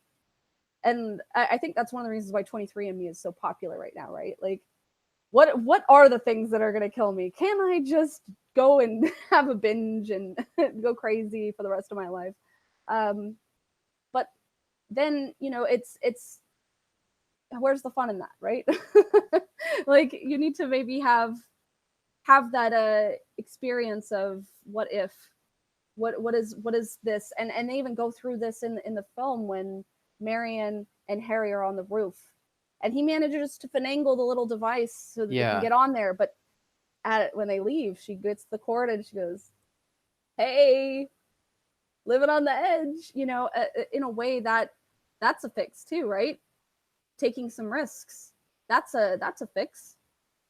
Seeing where you might go, seeing what might happen, seeing if you can make it through a hardship. And in a way, they kind of dig struggle too, even though it's really fucked up, you know? I don't know. Lots of things can be addictive, you know? Yeah, this is a very existential and very this is a much deeper film than I realized it was going to be. Certainly much deeper than "Don't do drugs." Okay. Yeah. I hear all the time that's what this movie is, and I'm like, what? Like, there's so many layers to it, and you know, the main storyline and the reason why I think you know, Sarah Goldfarb was nominated for an Oscar, why that character was Ellen Burstyn, yeah, her storyline was so important. Okay, so and as YouTubers, we may even understand this even more so. This idea, I want to be able to show people that, you know, this is the good life. You know, I'm doing well. I have things to say to you. Everybody watch me. And she just wanted to have that opportunity. She didn't want the prizes. She just wanted to be able to inspire others the way she's been inspired by others. She wanted to be able to be the person who helped others. But that ended up being her worst nightmare. And I'm sorry, the scene where she is sitting in her room, took a couple pills, and the people in the TV come out of the TV and then they're taking away the set around her and there's cameras in her face. That is one of the most horrific scenes I've ever seen in any movie. It fucks me up every time. And they're picking up her stuff like, look at how lame this person is. Gross. Look at her ceiling. What? Gross. How do you live like this? And she's trying to be like, no, you don't understand. Like, no, I'm a good person. Yeah, that was rough. But that's us, right? Like we want to be able to inspire others. We want to be able to have a message to deliver to the world before we die. What am I going to leave behind when I die? Maybe I can help somebody along the way. But we are also turning that in on ourselves. So people are now going to be able to judge us, be able to laugh at us. Even our version of ourselves we wish we were could be like, haha, you're fat and ugly. Your hair is horrible color and you're just this horrible person. Look at how stupid your house looks. Look how stupid your ceiling is. It is so horrific. Every aspect of that whole scene is so horrific. There was one saving grace. Let me just say this, Jim. I'm gonna give it to you. The one saving grace of all of this, all the existentialism and to a large extent depression, I think, in this movie, is that we got to see Jennifer Connelly's vagina. I had no expectation of that when I did not understand that would be in this movie. It was very surprising to me. That is that's awful. So let me so with that, Jim, what were you gonna say, Jim? Go ahead. Well, I mean, see, we were both gonna sort of make an undercut joke. Like you made a Jennifer Connelly undercut joke. My undercut joke was Shayra, I think just as you were talking about like dreams and all of that stuff and your house and your material. I think your dog was having a bad dream behind you because his paw starts. Yeah, I noticed that too. Oh my god, I'm glad you said that. Dog and going, well, what the fuck is going on with that dog? Anyway, can we? No, it's beautiful. Like that's exactly it, though, right? Right. Like right. I'm trying to tell you guys an important message, and the thing that's noticed is my dog is having a nightmare behind us. Like, well, I'm listening to you too. No, I know you are, but that's beautiful. Like that was beautiful, beautiful. I love the idea of that joke. Like it's fucking But what amazing. if he's really dreaming about being best in show? The red dress. Like the red dress. Oh my gosh. Okay, I wanted to ask you guys this because you guys are all. I believe you're all dudes. Did you guys see the undertone of mommy issues in this film? So Harry's mom was like got this obsession with wearing the red dress that makes her look really good. But did you notice that his girlfriend had the red dress on the pier when he was hallucinating a little bit? When she's sitting at the edge of the pier as like a pursuit. But not only that, we had a cut of what is the name of Marlon Wayans' character? Tyrone. Yeah, Tyrone, when he was in this room with a gorgeous woman laying on his bed, and he's thinking about his mom. And then she's like, what are you thinking about? He's like, oh, I'm thinking about you, baby. Like there's this this theme I saw and I noticed of kind of replacing your mother figure type with the girl that you're with. I'm wondering if you guys noticed that, or if you have any input on that, or if I may be just seeing shit from that. No, that's really interesting. I didn't notice the red dress thing at first. That's fucking crazy. I mean, like I noticed the thing about Tyrone, right? Like, I mean, I think they make that pretty clear. So like obviously when he's laying with her, he's thinking about his mom, and then like toward the end of the movie, I think he has some of like the same kind of flashbacks when he's in the prison cell. But yeah, I think she for him definitely was a mother replacement, and that must have been the thing in him that he was kind of like missing. But dang, yeah, that Harry, like now that I think about it, yeah, whenever she's out on the pier and she's wearing that red dress, like I guess in a sort of a way, it's like he abandons his mother, right? Like obviously he never goes home. He's stealing shit from her whenever he does go home, and using that to kind of like buy heroin. But I think at that stage of like the beginning of the movie, it's really Marion that he kind of like idealized and sort of fills the meaning within him, like that missing place where he's trying to fill with meaning. So yeah, I mean, it's kind of like he's cut himself off from this like primal relationship that he has, replaced her with this other woman. but then by the end of the movie, he's replaced Marion with drugs. And then by the end of the movie, that completely lets him down. So yeah, I mean, I think if you follow the chain backwards, it maybe potentially leads us to like this answer about the first place that we draw meaning as humans is from our mothers. I don't know, and that gets very Freudian, right? Like if you want to drag some of that up, I mean, we can definitely put Freud in here and how that kind of like that relationship that men have with their mothers, and like, but even at that though too, like you notice that with Marion, like she has this very disconnected relationship with her parents. And so like, I think that theme is definitely there with her too, even if it's a little bit different. And so you have this guy that she sees at the beginning of the movie, but also like whenever she has to get money, that like older bald dude or whatever. And like, I'm really interested, like I'm not entirely clear what that relationship is about, right? Like if he was her therapist, but if we think about that too, for her, it becomes the opposite thing. Like she's trying to draw meaning from like her relationship, her missing relationship with her father that may have potentially then be replaced with her relationship with her therapist, and then with Harry, and then with drugs. So yeah, like I definitely think there's kind of like a chain for each character that we can follow backwards and kind of come up with that same core issue. That's really interesting. Parental issues. That's never came up in any of our movies that we've ever discussed. No, especially not mine. Especially not mine. Yeah. No. I'm glad that you said all the things you said though, because I saw this correlation. I'm like, am I just reading way too much into this? So I'm glad I got to hear what you had to say. That was really great. I do this sometimes. I'm like, am I crazy or? So I always like to get you guys' feedback. Yeah, I agree with a lot of what Ben said.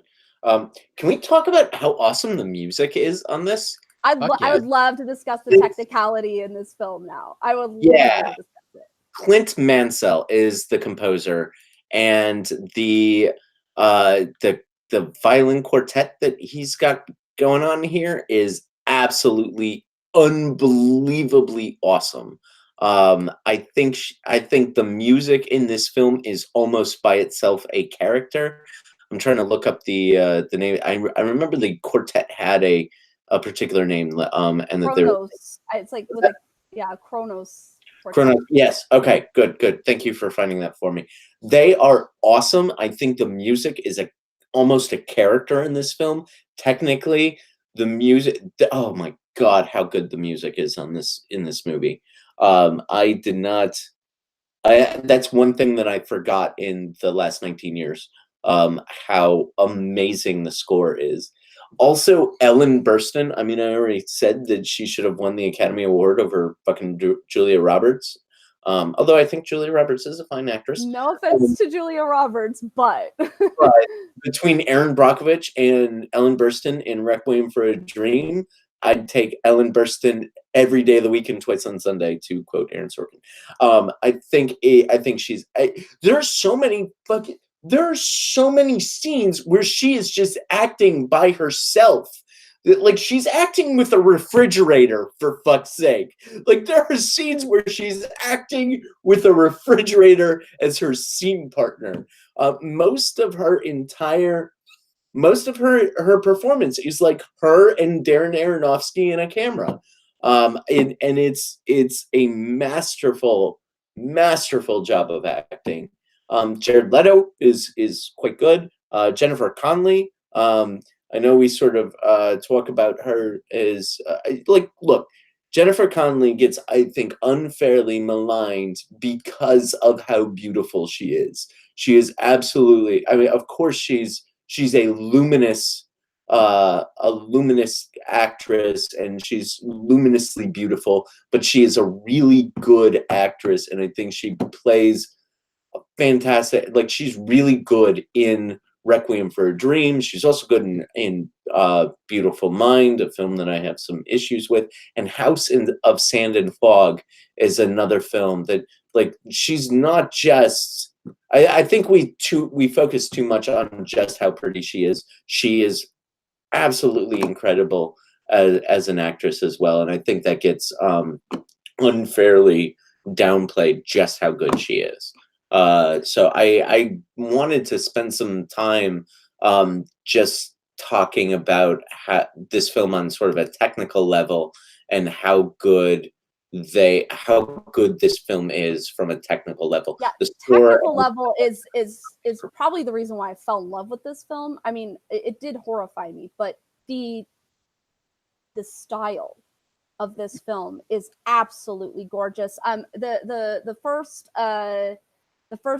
presentation of the Snorri cam, when you have Tyrone in the limo talking to the deaf drug dealer guy, and hey, you got a white driver, boom, boom, boom, and then all of a sudden you edit, it's fall now, then boom, Snorri cam, you have the camera right here, and he's running with the blood on his face, and then they introduce the Snorri cam again when Marion is walking out of down the hallway of shame, I guess, down the elevator of shame too. It's such beautiful style. You have the fisheye lens, you have the time lapse camera effects, and then my favorite is the hip hop montage, the constant cuts. What they have said is that an average 100-minute long movie has around 600 to 700 cuts, but this film had 2,000 cuts, lots and lots of edits, and a lot of extreme close-ups, and a lot of interesting technicality to it. And you know, he said he didn't want to have that MTV feel to it, but it did definitely take in some of the stylization of music videos of the 90s and implement it into storytelling in a way that had never really been fulfilled yet. And I think it inspired a lot of artists. It's fucking fantastic. I love it. I love the technicality behind this film. Sorry, go ahead. Rabinowitz is the editor, so let's give name credit to. I agree with you about the editing. Jay Rabinowitz is the film editor, and I think it's Aronofsky. Obviously directed the film. His first film was Pi, and then they gave him a budget, and his first feature film was Pi. He did shorts prior to that. Then they gave him a budget, and he pounded out Requiem for a Dream. So he's sort of no sophomore slump for Aronofsky. Unfortunately, however, they gave him an even bigger budget, and he did The Fountain. So I haven't seen it yet because I've heard a lot of toward things about it, and I do want to watch it eventually. I think I want to watch it with someone who can appreciate film with me, though. I think it would be nice to watch it with someone who cares about movies. But I do want to point out something that he did in this film and how it carried on through other stuff. So there's a scene. You guys remember the upshot of Marion in the bathtub? She's curled up into kind of a little ball in the bathtub. Yeah. And then she's underwater, though, and then you cut to her screaming into the bubbles. So that scene was specifically copying an anime. What is it? Perfect Blue. And he purchased the rights to that film, that anime, just so he could cut and shoot that scene in that particular way. And it's beautiful. It's a very beautiful recreation of that. But because he had already purchased the rights to that anime, he then decided to pretty much remake that anime into the version he would like, which is the Black Swan, which a lot of people know the Black Swan. A lot of people don't know Perfect Blue.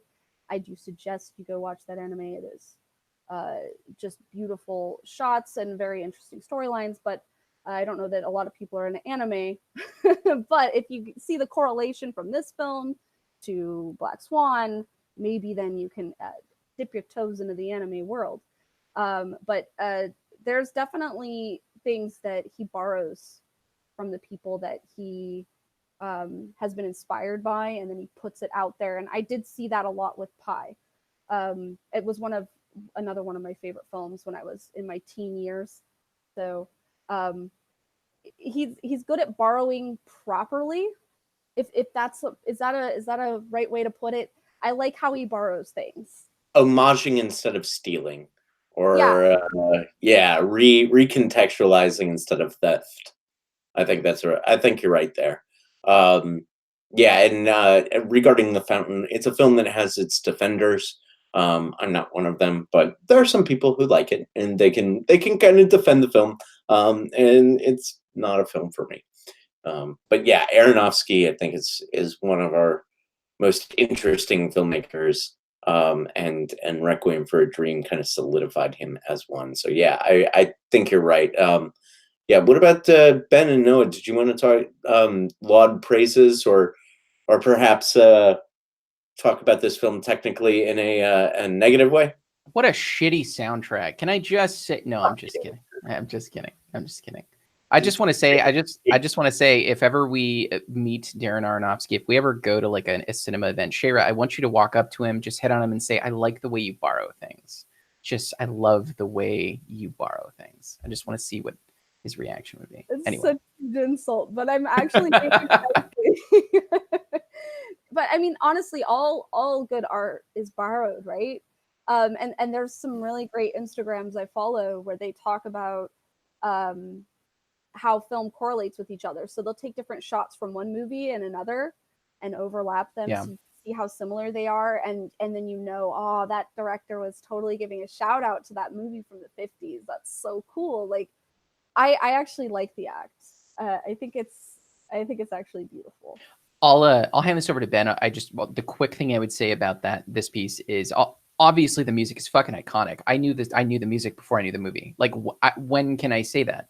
It's not like that for Halloween. I saw Halloween when I heard them. Like, you know what I mean? Like, iconic movie soundtracks. I've seen the film. This is the only one I can think of where I was familiar with the music from it before seeing the movie. Like 20 years later, Can I ask you a question about that? Yeah. How did that make you feel when you saw what the music was supposed to be conveying? Okay, so like if you go to you can do this. Anyone who's watching this can do this. Go to YouTube and put in Requiem for a Dream and put like AMV, like an anime video or something, or just like a collection of clips about any particular anything, right?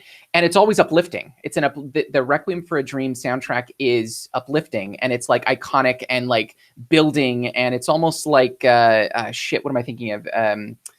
2001: A Space Odyssey. What's the song? The main thing from that. Anyway, like an iconic, uplifting, upbeat, building up. So you'll see comments like, "This is the sound I make when I'm turning in my homework assignment."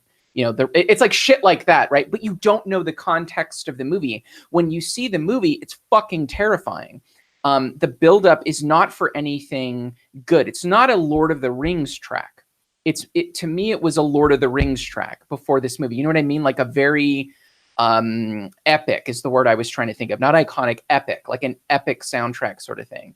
And when I saw the movie, to place it in its proper context fucking ruined it for me. Ruined this entire soundtrack for me. So I flip that, and that's where I come from. I watched the movie first, and then I see all these dumbasses turning it into something happy, and I'm like, what the fuck? How are you turning this depressing ass music into something happy? Yeah, because that's the strange thing, right? I didn't understand it to be something that was that deep and depressing and existential and had all this weight to it, this gravitas to it. It sounds like a Lord of the Rings track in a lot of ways. So, which I think that's crazy to think of it that way. So the other thing I was going to mention is just the side by side shots in this film really highlighted the component of this film that made it so terrifying to me, which was the isolation. Shayra already talked about how Harry and Marion are right next to each other, but they're in different boxes. They're completely separated. It's the same when Harry's talking to his mom. There's a lot of split screen, split down the middle sort of shots that mean something. Like they mean something in this movie. And they're interspersed at just the right time and just the right way to make you feel the alienation a little more. It's more palpable. So those are the two things that immediately jump to mind when I think of sort of how the film was shot and the music. Anyway, sorry, I literally was like, 30 seconds, Ben, let me do my thing. And then anyway, so those are my thoughts. So the thing about Space Odyssey is that song you were thinking of, that Daisy, Daisy, Give Me Your Answer Do, Bicycle Built for Two, blah, blah, blah, that Hal sings. Yeah. Okay. Okay. Anyway. Yeah. All right. And then question really quick. Okay. Just to go back to the fountain thing, I think I remember this movie. Is that the one that it was Hugh Jackman in that? Correct. In the fountain, Yeah. yes. In the fountain, yes. It was All in right. the fountain, yeah. I saw that one time with a friend of mine, and I remember it being pretty awesome. So at some point, we might have to rewatch that. I might have to fight with you about that because I feel like I would be a proponent of that movie. Okay. Anyway, I look forward to you fucking with me. I would gladly fuck with you about this movie. All right, so I want to say about the soundtrack. All right, I definitely agree with Jim that it's so important in this movie that it could be considered a character, and like not to go back to our conversation about Shining on this, where I totally disagreed about the hotel being a character, but like I really do feel like the music is that important in this particular film. I kind of find myself wondering if we would be having the same conversation even about this movie if the music was different. And I really think that not necessarily if it was taken out. I do think some well-placed silence can honestly make certain scenes a lot more terrifying. For instance, at the very end of that movie, maybe if we had the amputation scene with no music at all, after an entire music where all of this was being built up and all we had were the terrified screams of Harry, it could have been quite impactful. But on the other side of that, if it were replaced with something a little bit lighter, I kind of think almost this could have potentially turned into sort of like a dark comedy, right? Like I kind of think of myself imagining the end of this movie with like with sort of like a Curb Your Enthusiasm type bent on this, where we have, you know, everyone has their plans and everyone's kind of like planning this certain thing happening, and then it all just goes fucking awry. I really think that kind of spin could have been put on this artfully if the music. I hate to cut you off, but I want someone to make this meme. Take all of them going into fetal position, but then put the Larry David music. Dun dun dun dun dun dun dun dun. Dun. I think you're right. That would be hilarious. Wouldn't it be perfect though? I mean, it would be hilarious. I don't know if it would achieve the same effect, but it would be really funny. You postmodern fucks. That's all I have to say. Yeah, you postmodern fucks. That's fair. I'll take that. Yeah, I mean, if we're going to be talking about millennials during this podcast, I feel like that's kind of been our answer to the existential question, right? It's like, yeah, all of it's kind of like meaningless and empty and pointless, but we can make a joke about it. Let's fucking make memes. Let's, I mean, we might as well, right? Like, what else is there going to do? Like, let's make a joke. Let's make it fun. That's actually really important though, because okay, so in the 90s, there was this idea that like we have to follow our dreams, blah blah blah. And we've realized now that it's horseshit. So we have this generation now. I mean, it's almost 20 years later, right? After the 90s hit. And now we're in this place where we could be like, ha ha ha, memes about suicide. Ha ha ha. I got out of bed and put on pants. I am a success. That is a completely different message from what the 90s were. And when Kylie was watching this, she was kind of confused. But when I was talking to her about this, she's like, man, they just needed some suicide jokes. And I'm like, right. That is that's wild. Things. That's wild. Yeah. That's one of the most poignant things. It's fucked, right? But it's one of the most poignant things. We need to be able to kind of accept that life is kind of sucky sometimes, and we need to talk about it. They just needed cheerful nihilism back then. That's right? what they needed. Yeah. I mean, this is the thing, though. You're talking about a really essential difference between the way I grew up in the 90s and the way your daughter is currently growing up. She's growing up in an age of irony, where the language of dealing and negotiating the horrors of the planet is through irony. And irony is the opposite of sincerity. Those are two very irony burns everything down, whereas sincerity is all about a real belief in oneself and a real belief in the possibility of one's dreams to come true. And so I think it's both refreshing and scary that she would react that way. It's refreshing because, yes, if you don't take yourself so seriously, then you're probably not going to end up in a fetal position with only one arm and a gangrened, AC vein, but at the same time, if your entire way of dealing with the world and with If life, your addiction is memes, Noah, exactly, like then you if might have a problem. with it, then you're sort of closing your I off. don't know what you're talking about. Yeah. Actual sincere emotion, and that's just as scary, I think. I'm not, yeah, I mean, I wouldn't be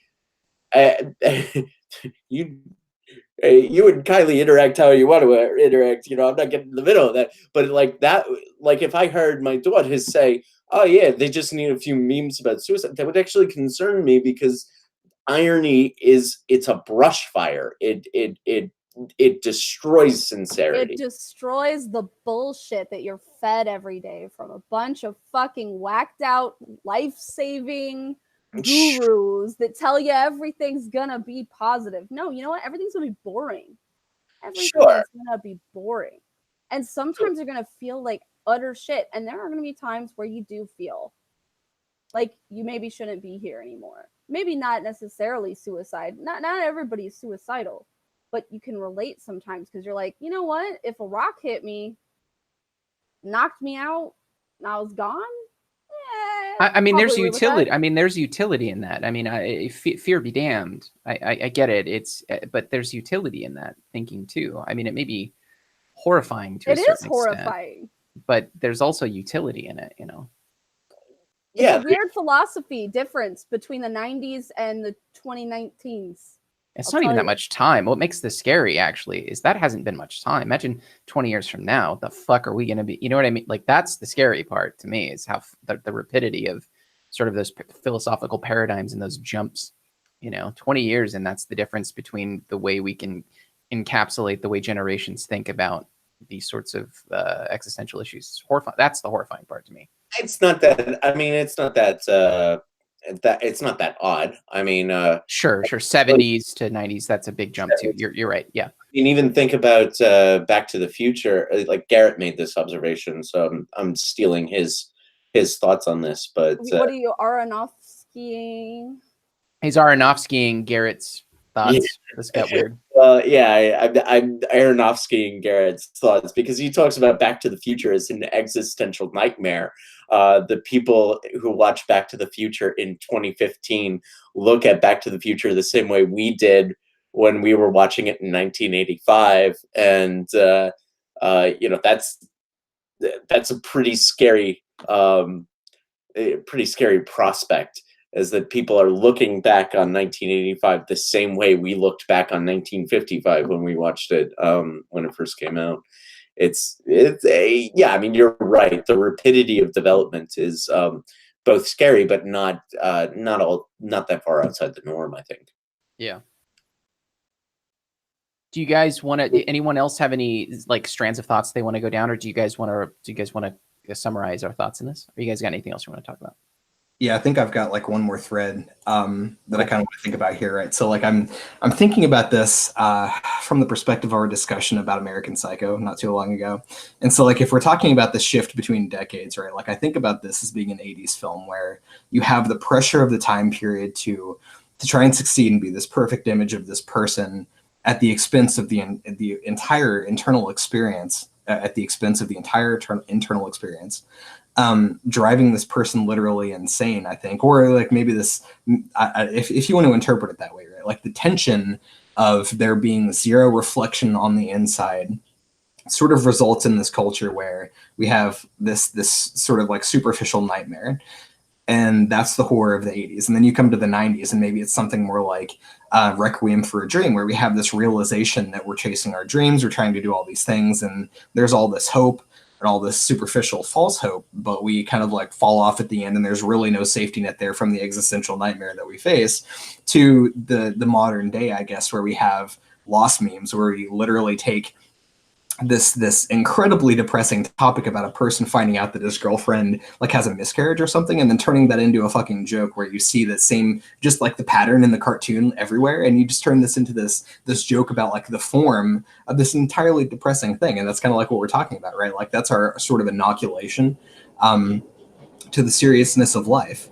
But that kind of also makes me think, okay, well, the antidote to this movie, the antidote to Requiem for a Dream, is not to chase these sort of deeper philosophical meanings for life, or chase these paths or these struggles with so much seriousness that you sort of get lost in it and forget to just kind of, I don't know, that you don't chase it with so much intensity that you lose the point, right?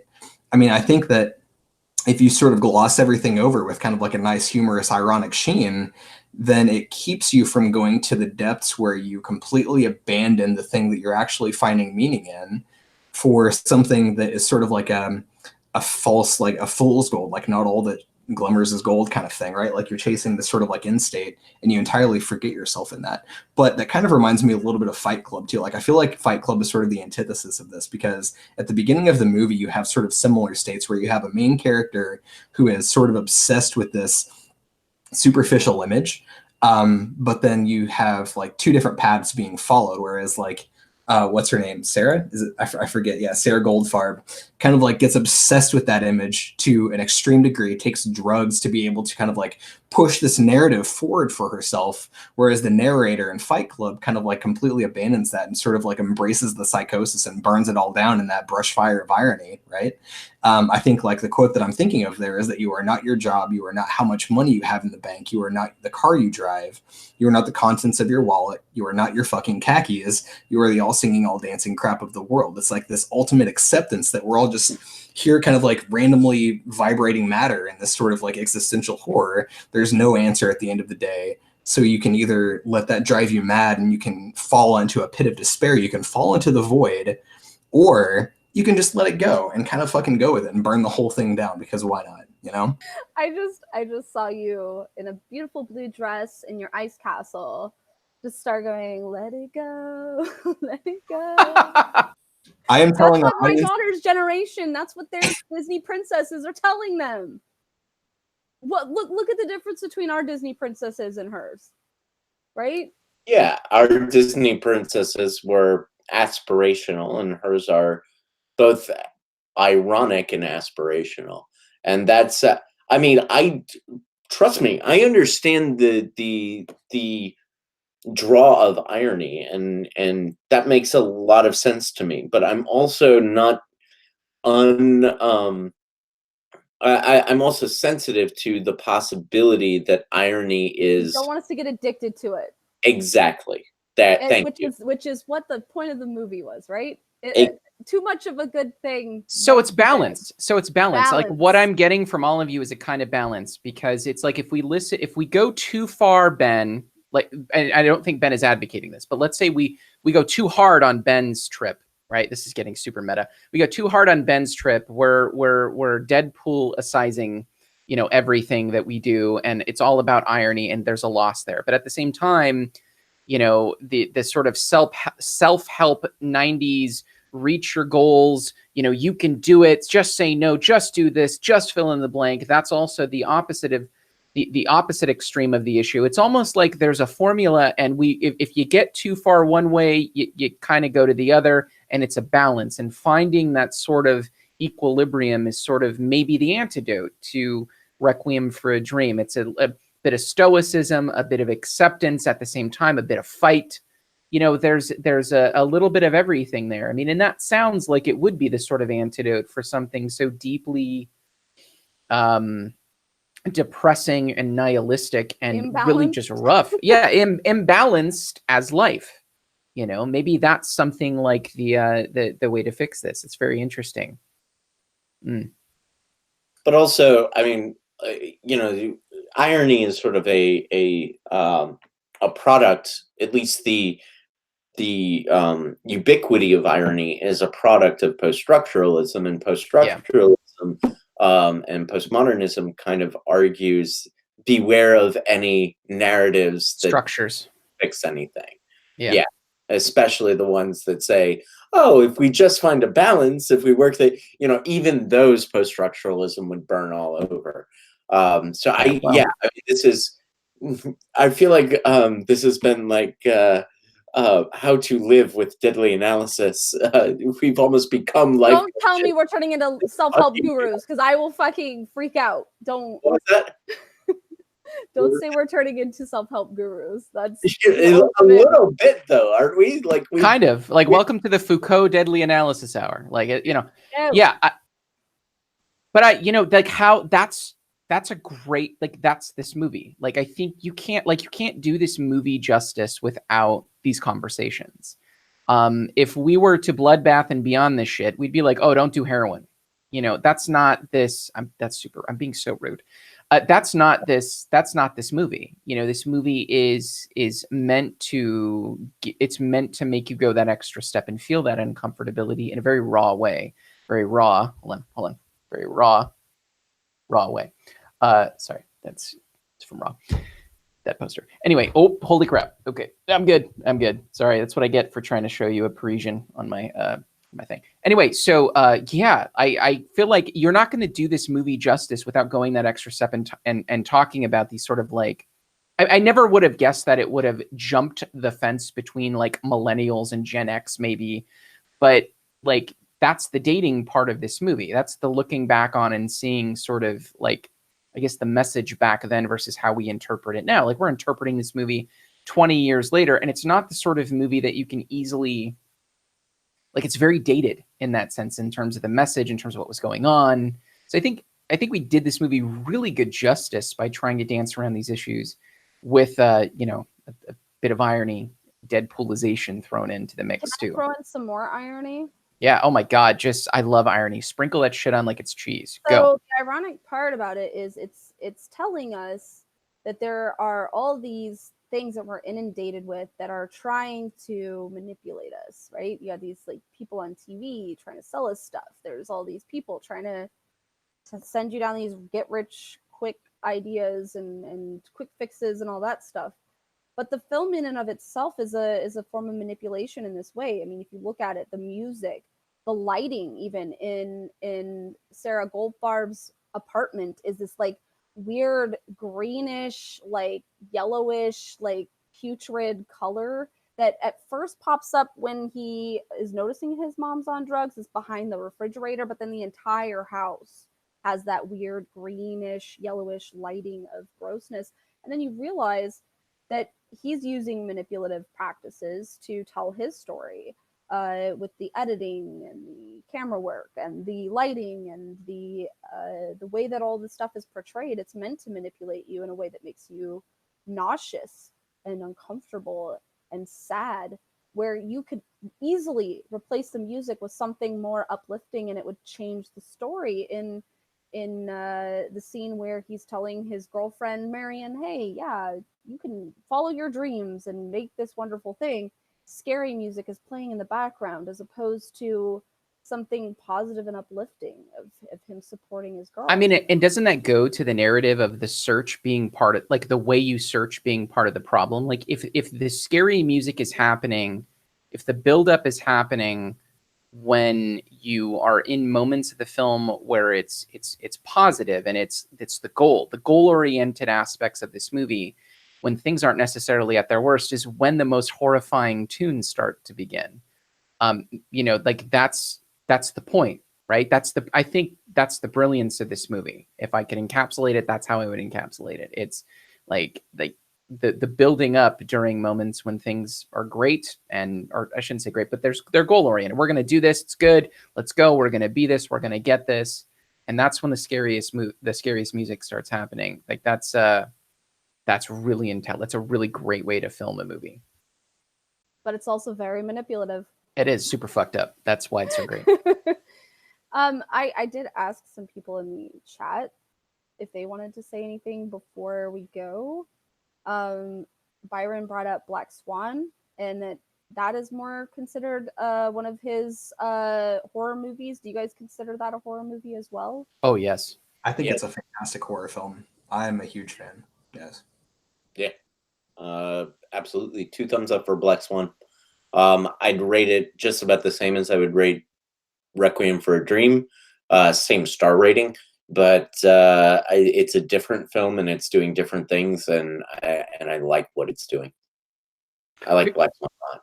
We were talking about this before the podcast started, before we went live. We're doing a lot of art films, dance films, especially in the next month. You'll notice that in our in our social media. So we posted our, like, we literally came to the tail end of the films that we were going to do. We have a list, but what we decided to do is sort of do a film every week. We usually do this show every 2 weeks, but for the next month or so, every Sunday night we'll be here doing podcasts. So Sunday night, 6 p.m. Pacific Standard Time, load this channel up. We'll be doing a film. So we're doing, with the exception next week, we're doing Us, Jordan Peele's Us. The week, I think after that, we're doing Climax. We're going to be doing Suspiria. There's a lot of dance, a lot of art, a lot of Parisian stuff going on. We're going to be doing Raw. So Paris is in there for some reason a lot. I don't know what's wrong with me, but so yeah, there's a kind of there's an artsy dance sort of vibe going on in some of the horror films for the next month. What's that? Climax too. Climax, Yeah. totally. Which that's art, dance, and drugs. it is. Yeah, there's dance and that's right. There's dance and there's a lot of that going on. I'd be by the end of all of these podcasts, let's say by the end of April, I'd love to tie together some strings and be like, how are these connected thematically? Maybe what I think we selected them sort of by happenstance, but these are all films that have come out recently, last year or two. So be interesting to see what strings we can tie together to make these all kind of connect. But I just noticed that a lot of them are drugs, a lot of them are dancing, a lot of them are art. Very strange. A lot of them are Paris. Some cannibalism in there for Jim, just specifically for Jim. So yeah. And you guys, since we're going into Us next week, and this can segue to the end, Lindsay Allen brought up Marlon Wayans' performance in this film. He was generally known as a comedian, a very wacky, hilarious type person, and then he took this role, which was very bizarre, honestly, a very different direction for him. And she says that she thought he did amazing in this. I think it's one of his best performances. I know that that's a crazy thing to say, but maybe it's just because I'm not a comedy person as much, but we are going into like a Jordan Peterson world where he's this comedy guy who veered off and is Jordan Peele, not Jordan Peterson. Jordan Peele. Sorry, not Jordan Peterson. I'm sorry. Someone wrote Jordan Peterson over in the comments section and it fucked me up. We did. I think we discussed Jordan Peterson previously when we did the Lobster. Yeah. Yeah. Oh, there's so much shit going on here. Peele, Peterson, lobsters.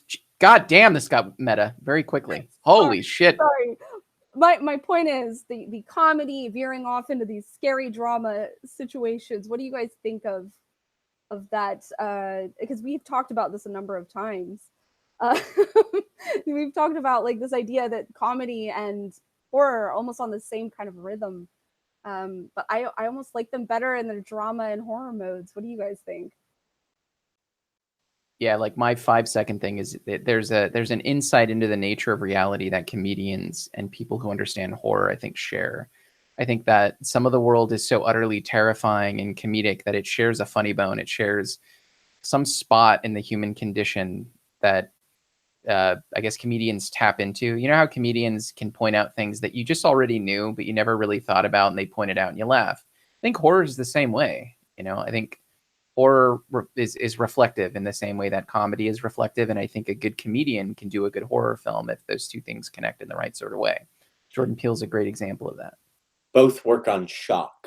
Both work on undercutting expectations. And one of the things I'll sort of preview, one of the things I'll note about Us is there's a moment when he particularly frames a shot so that he's setting you up for a jump scare and then doesn't do the jump scare later.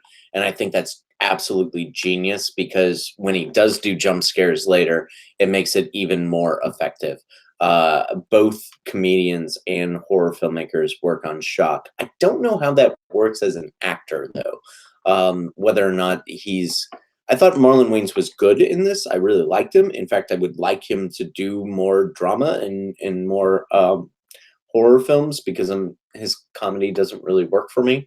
But I think there's sort of a question, right? There's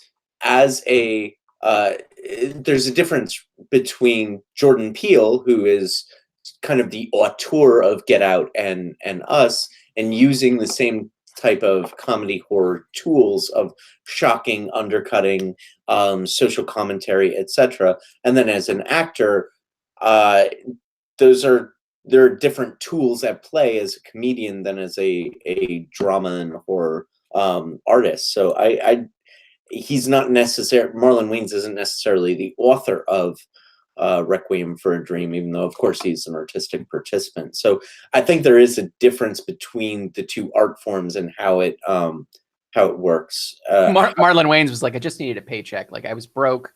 I just needed money. Like, that's... Maybe, who knows? You know, I don't know. I don't know his life. Honestly, felt like he was trying to break out of. I felt like he was trying to break out of a stereotype of who he was with this role. Yeah. But I thought he was absolutely fantastic in this role. Him running with the snorri cam with the blood on his face is still something burned in my mind. Like he did. Yeah. And here's the thing, you know, we can look at the whole White Girls type movie where he's doing this wacky, you know, ridiculous type thing, but he is very good with facial animation. And that comes through when he's horrified by something that just happened to him. It's almost pronounced to more of a horrific thing. I don't know. It just seems like the way that face animated comedians like Jim Carrey, the way that they can contort their faces when you can put it in a horror element, I don't know. There's something about that for me that almost brings chills down my spine, where you're like, he could have made this funny, but he's scaring the shit out of me right now. It's like Robin Williams. He did something like a horror film too. You know, yeah, I think there's a lot of that here. 1 hour photo. Well, one thing I kind of wonder about here too is like I know just like maybe I'm thinking more of like stand-up comedians than of silly sort of like scary movie, quote unquote, like type movies that like the Wayans brothers are involved in. But I do think there is a relationship there that is a little bit deeper between horror and comedy. And it kind of comes out because, first of all, we do know, obviously, whenever people are making horror films, I think it's most potent whenever it's an art form that can be used for like self-reflection. So like I thought about this a lot whenever we were doing Seventh Seal, regardless of whether or not you consider that a horror film. I do. And I think probably the reason it was made was because it was meant to speak to kind of a horror that the director was feeling. But comedians kind of do a lot of the same thing. And if you think about stand-up comedy as being kind of like this honest sort of, I'm going to bring up this shit in my life that really kind of like messes with me. That's like maybe a dark moment. Like, I mean, if you think about like Sam Kinison, right? Like, or any other stand-up comedian, and I really hate to go into stand-up comedy on this because it dates itself and it has a low shelf life in terms of political correctness and all that. But whenever you think about these jokes, they generally refer back to like this horrible traumatic event or something that happens in a person's life. But then they get up on stage and they use that as a fuel to make a joke and make people laugh. And like whenever you think about kind of like the relationship there, right? It's both about self-reflection into a deeper, like darker part of yourself. And I want to give a call out right now to ContraPoints on YouTube. If you haven't checked out the ContraPoints YouTube channel, I highly recommend that. Go check out Natalie's stuff. But one video that she made very recently called The Darkness is about this very topic, right? And so she talks about how you know, some people who are going through like in particular in the context of like the experience of a trans person, how she might make jokes about things going on in her life that are okay, that help her move through that trauma, but it's going to be totally fucked up if someone else makes it. But she makes those jokes and she's able to point out like the funny things in that experience because she lives it every single day. And so I think you have to earn the self-reflection and the experience necessary to both create good horror, but also to create good comedy. I think the same thing fuels both of those, right? So like if you're good at one, I feel like you're probably going to have a natural inclination on average comparatively to be able to do the other. It's just my opinion. I agree with that. Although I just wonder about the difference between an auteur and an interpretive artist. That's the only caveat that I would add. But aside from that, I think you're absolutely right. Yeah, I mean, obviously, Peele's gotten on the level where he's probably going to be more important than Hitchcock, and I'm going there. Yes, I think that he's really starting a wave it's fascinating what he's creating here. But I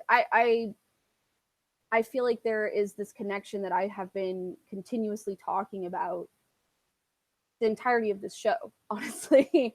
There's these beats, and we talked about music in this movie, right? And we talk about comedy and horror having this connection, and the connection with music, and then Jared Leto, he became a rock star or whatever. Some of these things just have these beats, right? There's just these beats to life that all are interconnected. And I feel like comedy and horror and music all, they have these weird beats, and it's just magic, and I love how they're interconnected. And I don't know, I hope to see more and more people understand the importance of music and comedy and horror, and how if you hit these right notes, you can get people to feel things. If you get me to feel things when watching a movie, hooray, like you won. Well, it's like horror's art. Like that's the way to look at it. Is we think of horror movies as Sleepaway Camp 3, or you know what I mean. Like when you think of a horror movie, you don't think of these sort of deep-seated connections, these deeply grounded philosophical issues that people wrestle with, maybe conceptualize and encapsulated in a supervillain. You know what I mean? In a Michael Myers. This really came to us when we did our Halloween session, sort of that, like the idealized monster and how that can be traced out. Like horror, if done right, should be a kind of art. This is part of the reason I won't get on my soapbox too much. I think Jim agrees with me here. Why horror films should be a part of the Oscars quite a bit more than they are. Very frustrating. You know, you would think Hereditary would have been one of the moments. Get it there. I really hope Father Peele will get it there, man, because if anyone's going to do it, it's going to be the master at this point. Anyway, so I think that's the insight that you're hitting, is that horror is the connection to music and comedy is that it's art. It taps into something very deep about the human condition and expresses it in just a different way, in a way that tends to be visceral, in a way that tends to be off-putting, offsetting. But that doesn't make it non-art. It just makes it a very particular type of art, you know? Anyway. Shall we... I love how I do segments, and there's no possible way to segue out of them. That's my goal here on this podcast. My goal is to say things to which there is no segue. If I've done that, I've done a good job. So speaking of art, Noah, shit, what do you think damn about this piece of art? Your final thoughts? Okay, yeah, I'll go. So my final thoughts about this movie, man, I literally, it's still on my brain. I watched it literally 24 hours ago. 24 hours ago from like right now, for the first time. And I'll say this: I saw the drugs in the film as a plot device, and much less important than I had originally thought. And that was surprising to me. I liked where it took me with that regard. When we think of Sarah Goldberg, I think of the red dress of television. There's something about youth and youthful happiness and success. And here's my son Harry, and he's successful, and I'm young, and everyone look at me. There's that goal, that vibe, that need there. When I think of Harry, I think of drugs and sort of the ideal of success and what it means to be successful and to not have to struggle, to not have to rely on his mother, that sort of thing. When I think of Marion, I think of creativity and art and the stifling of that creativity and art because of drugs, the things that can stifle it. When I think of Tyrone, I think of drugs, but also I think of a kind of connectedness to his mom and a loneliness, the missing of that maternal component. Like, these are all people who are missing something. They're missing something. And these are all people to which the conquest of happiness becomes the negation of that happiness to a large degree. It's a consumption. It's something that consumes, that's regressive. And I did not go into this thinking that would be a movie that deep. And so I want to give this movie all around probably an 8 out of 10. The fear component, this is one of those lobster-esque films where it's hard for me to really hone in on what it means to say this scared me.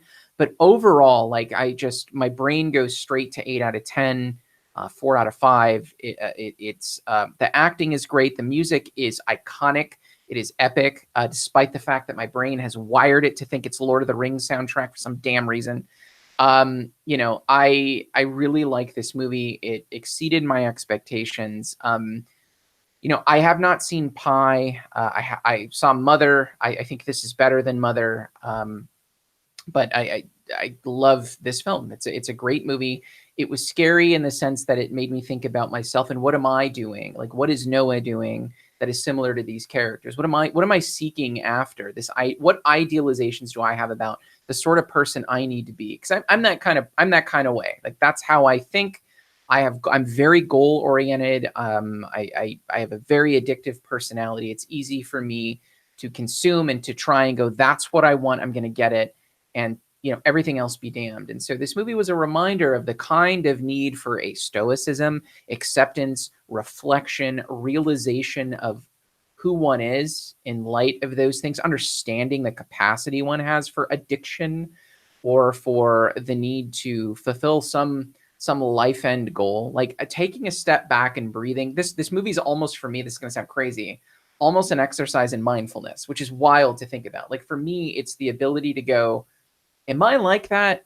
Is that what I do in any way in my life? I mean, and maybe that's part of Aronofsky's point in this, you know, and if so, bravo. It did its trick with me. It's something that it was about drugs, but more than about drugs, and hit something a little deeper. Didn't expect that. So 8 out of 10 for me. Yeah, I'll sort of agree with almost everything you said. I think the film sort of gets unfairly maligned as a PSA about drugs, and over the past 2 hours and whatever minutes, we have kind of broken that that reading and that interpretation of this film down. We've kind of complicated that and suggested that it is a little bit more than that. The only improvement that I would suggest to this film is get rid of Sarah's drugs and make her addiction something else. And I think that it makes that point even better. That said, so that's my only kind of nick on this film, which means that I'm going to be really quite high in my star rating. It's going to be 4.5 out of 5 for me. 4.5. That's high. That's really high for me.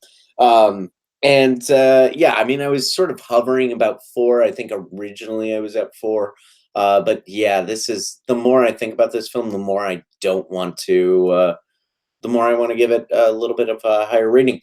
And also, that has to do with a lot of the technical and filmmaking aspects of the film. We cannot stress enough just how good Ellen Burstyn is in this film, and we cannot stress enough how good Aronofsky is just directing and editing his ass off in this movie. And the score, which we've talked about, blah blah blah. It's inventive, interesting filmmaking. This was sort of at the high of the independent filmmaking resurgence in the late 90s, early 2000s, and you know, it serves as one of the pantheon of those films. So yeah, I'm actually just now revising it to 4.5 instead of 4, and for that reason, I guess that means when I said that Black Swan was the same star rating as Requiem for a Dream, I was lying. Black Swan is only 4. Fuck Black Swan. So not really. I like it. I like it quite a bit. So yeah, strong recommend 4.5 out of, well, if I'm recommending the film, if you've gotten to this far in the podcast and you're still deciding whether to watch it, oops, we've spoiled everything. All right, go ahead, Ben. What do you think about the movie? No, you know what, Ben? I think you should. Or no, I was gonna let you close, Shayra. No, I think we should. Ben, have you ever ended the show? On my episodes, maybe. Yeah, right? But have you ever ended it on another person's? Oh, no. Okay. I think you should end somebody else's. Okay. I want you to be the poignant person. I'm excited about you being the poignant person. No stress. Except for the fact that I tried to close after you. There was one podcast, because I listened to all the podcasts a couple weeks ago. Oh. There was You're one a where I connoisseur of us. after you dropped the mic, and I was like, "Fuck, I can't stand after this." Yeah, so you do a hell of a close, Shayra. So whatever. Oh, Whoever are you wants- afraid I might do this to Ben? Ben, how about a decision? Do Don't mind. you want to be drop the mic on, or do you want to drop the mic? I would rather you drop the mic after I All say right. my little meh comments. You go. I appreciate your graciousness. Thank you, Shara. Okay. All right. So closing thoughts on this film. I honestly it took a little while for me to get it, really. I think the first time through I really did think it was like a PSA. And for that reason, I didn't give it another look for a very long time. Yeah, the music was really good. I think my taste and my ability to appreciate good film though has changed over the years. And so like now having watched it again, especially at the state that I am now, I really do appreciate it. And I think that's come through in a lot of my comments here. It speaks to things in my life that I think generate real, like genuine fear. And maybe those things are probably different than Shara. Like maybe those fears are different. Maybe they overlap. But yeah, I mean, like I have ranted in this, I think, enough to show that the existential bit is something that really kind of weighs a lot on my mind, and anything that can so poignantly display the realities of kind of like the existential horror of just general existence is going to be an incredible film for me. Obviously, like the technical aspects, yes, it was very, very good. I might knock off a couple points for the pacing, but I'm not 100% sure. I think that like the buildup of this movie is really good. I felt like it kind of like built up very slowly, and then things just kind of happen. And the point at which it changes is when we see things really go to shit for Sarah. It seems like she's handling things okay, and then suddenly she starts to take more drugs, and psychosis just like hits, right? If that had been a little bit more subtle, that would have been good. But then again, Aronofsky, he was trying to tell a bunch of different stories at once, and so I feel like whenever you're doing that, it's very difficult to get the pacing just right. On the other hand, I think it's also maybe a strength of the film, because I think that's part of the point. There's no real resolution at the end. I mean, there's some things that happen, and then there are some consequences for that, and then it's like that's it. Like it's just okay. Like things are there. Tomorrow is going to be another day. Things are shittier than they were. Okay, like that's pretty much it. And that really does speak to, I think, the existential horror that I find so palpable and so good about this movie. Honestly, like I probably am going to rate this like similarly to Jim, right? Like the more I think about it, the more it's got to be like a 4.5 dirty needles out of 5. Yeah, I mean it's quite nice. It's quite nice. Like the more I think about it, the more that I feel like it really kind of speaks genuinely to things that I fear. And like really, I see myself in this movie. You know, I don't want to go on and on about this, but there's a lot I think I've sacrificed in the pursuit of what I have thought has been important to me. And I'm not now, like in my early 30s, I'm not 100% sure about all of those decisions, you know? And I think that's something that all of us think, especially like in like the classical midlife crisis, like we all come to a point where we reflect on our lives and like we realize, okay, it's kind of too late to go back now. All the decisions that I've made have led me here. Is this really what I think is important still, right? And because I think that's a fear that I'm like currently still processing, I think that's why that I enjoy this movie so much, right? So it's a fantastic selection. Yes, technically it's very good, but also because it, I think, reflects something that I genuinely am afraid of. So very nice, 4.5. I'm glad everybody liked. Nobody's talked shit about this movie. This is a really highly rated movie so far. Like we have rated this shit really high. It's gonna only get higher because you guys all know that I always go higher than all of you. So I always have to outdo everybody. It's just my way. But so you obviously know what the rating is. So that's besides the point. Is it 5? Just so that I can. Absolutely. Put it, I mean, obviously, but there's more to it than that. This is a movie that I first watched in 2000. And this was when I was getting out of my Christian bubble, right? And it was when I was finally getting exposed to things that are not all happy, tra la la. Because I was in one of those homes where you were stuck in the bubble of only Christian music and only Christian cartoons and only Christian TV shows and only this and that and the other. And then for some reason in my teenage years, my parents were okay with us watching Beavis and Butthead and some other, more risque type shows. But I was still in a bubble, very much in a bubble at 18.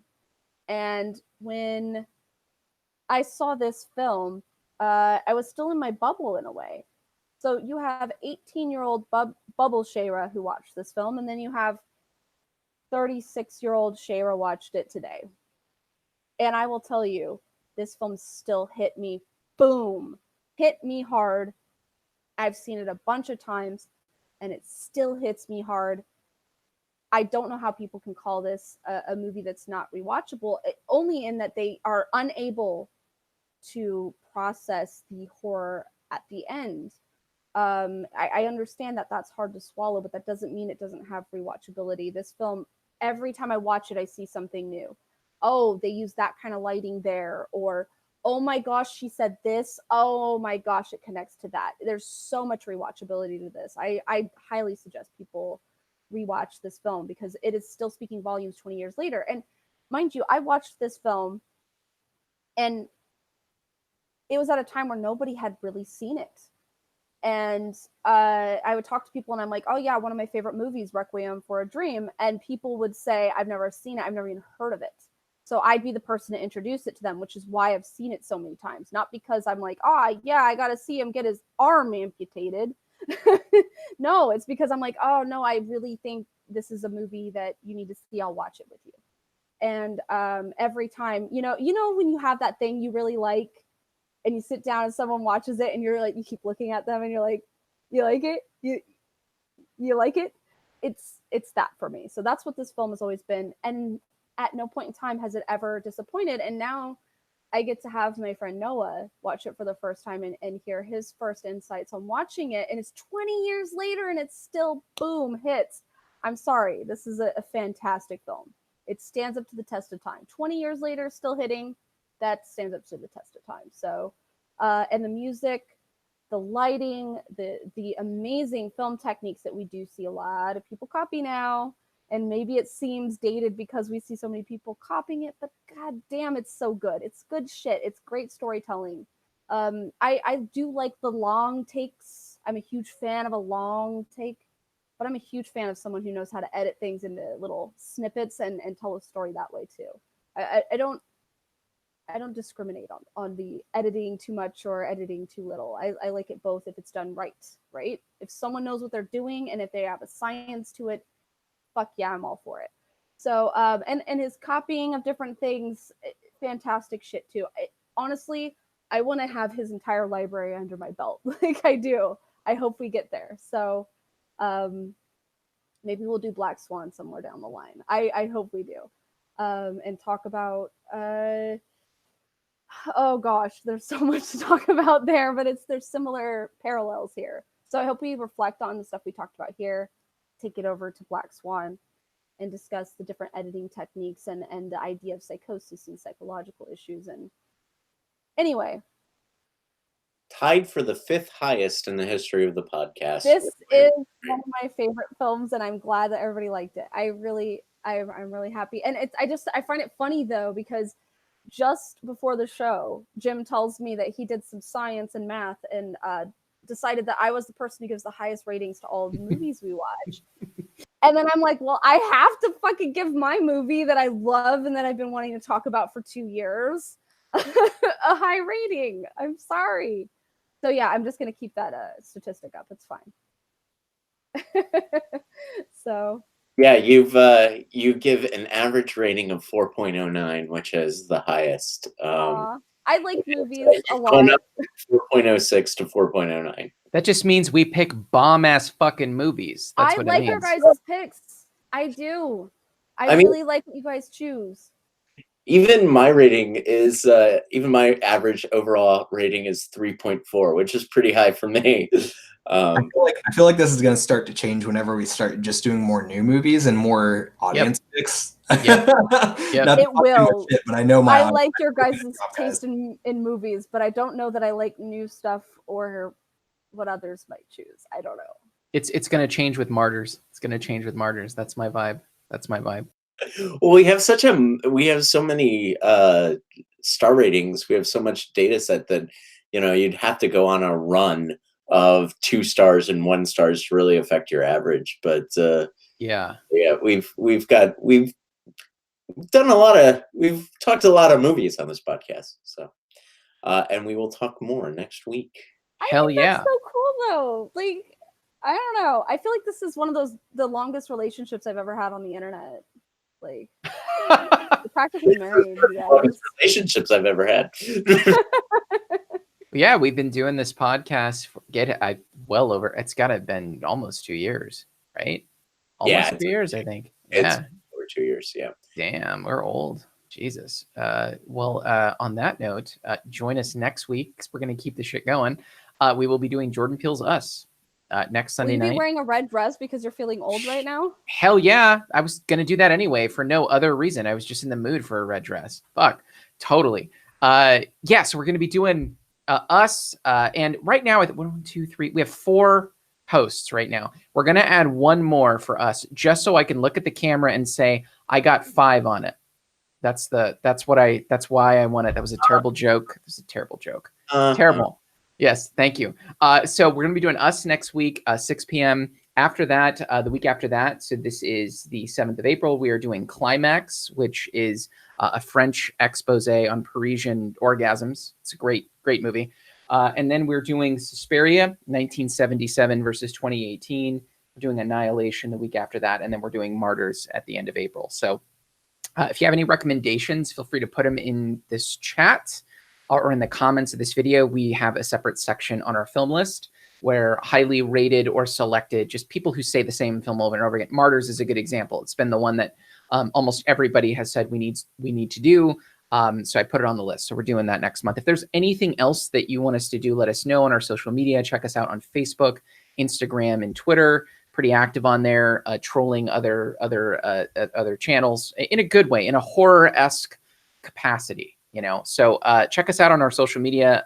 Thanks for watching. Big shout out to Byron tonight, Luna, Zonstar, Dan, Lindsay Allen, normal people that are here every week. So thank you guys for joining, and we'll see you next week for Jordan Peele's Us. Take it easy.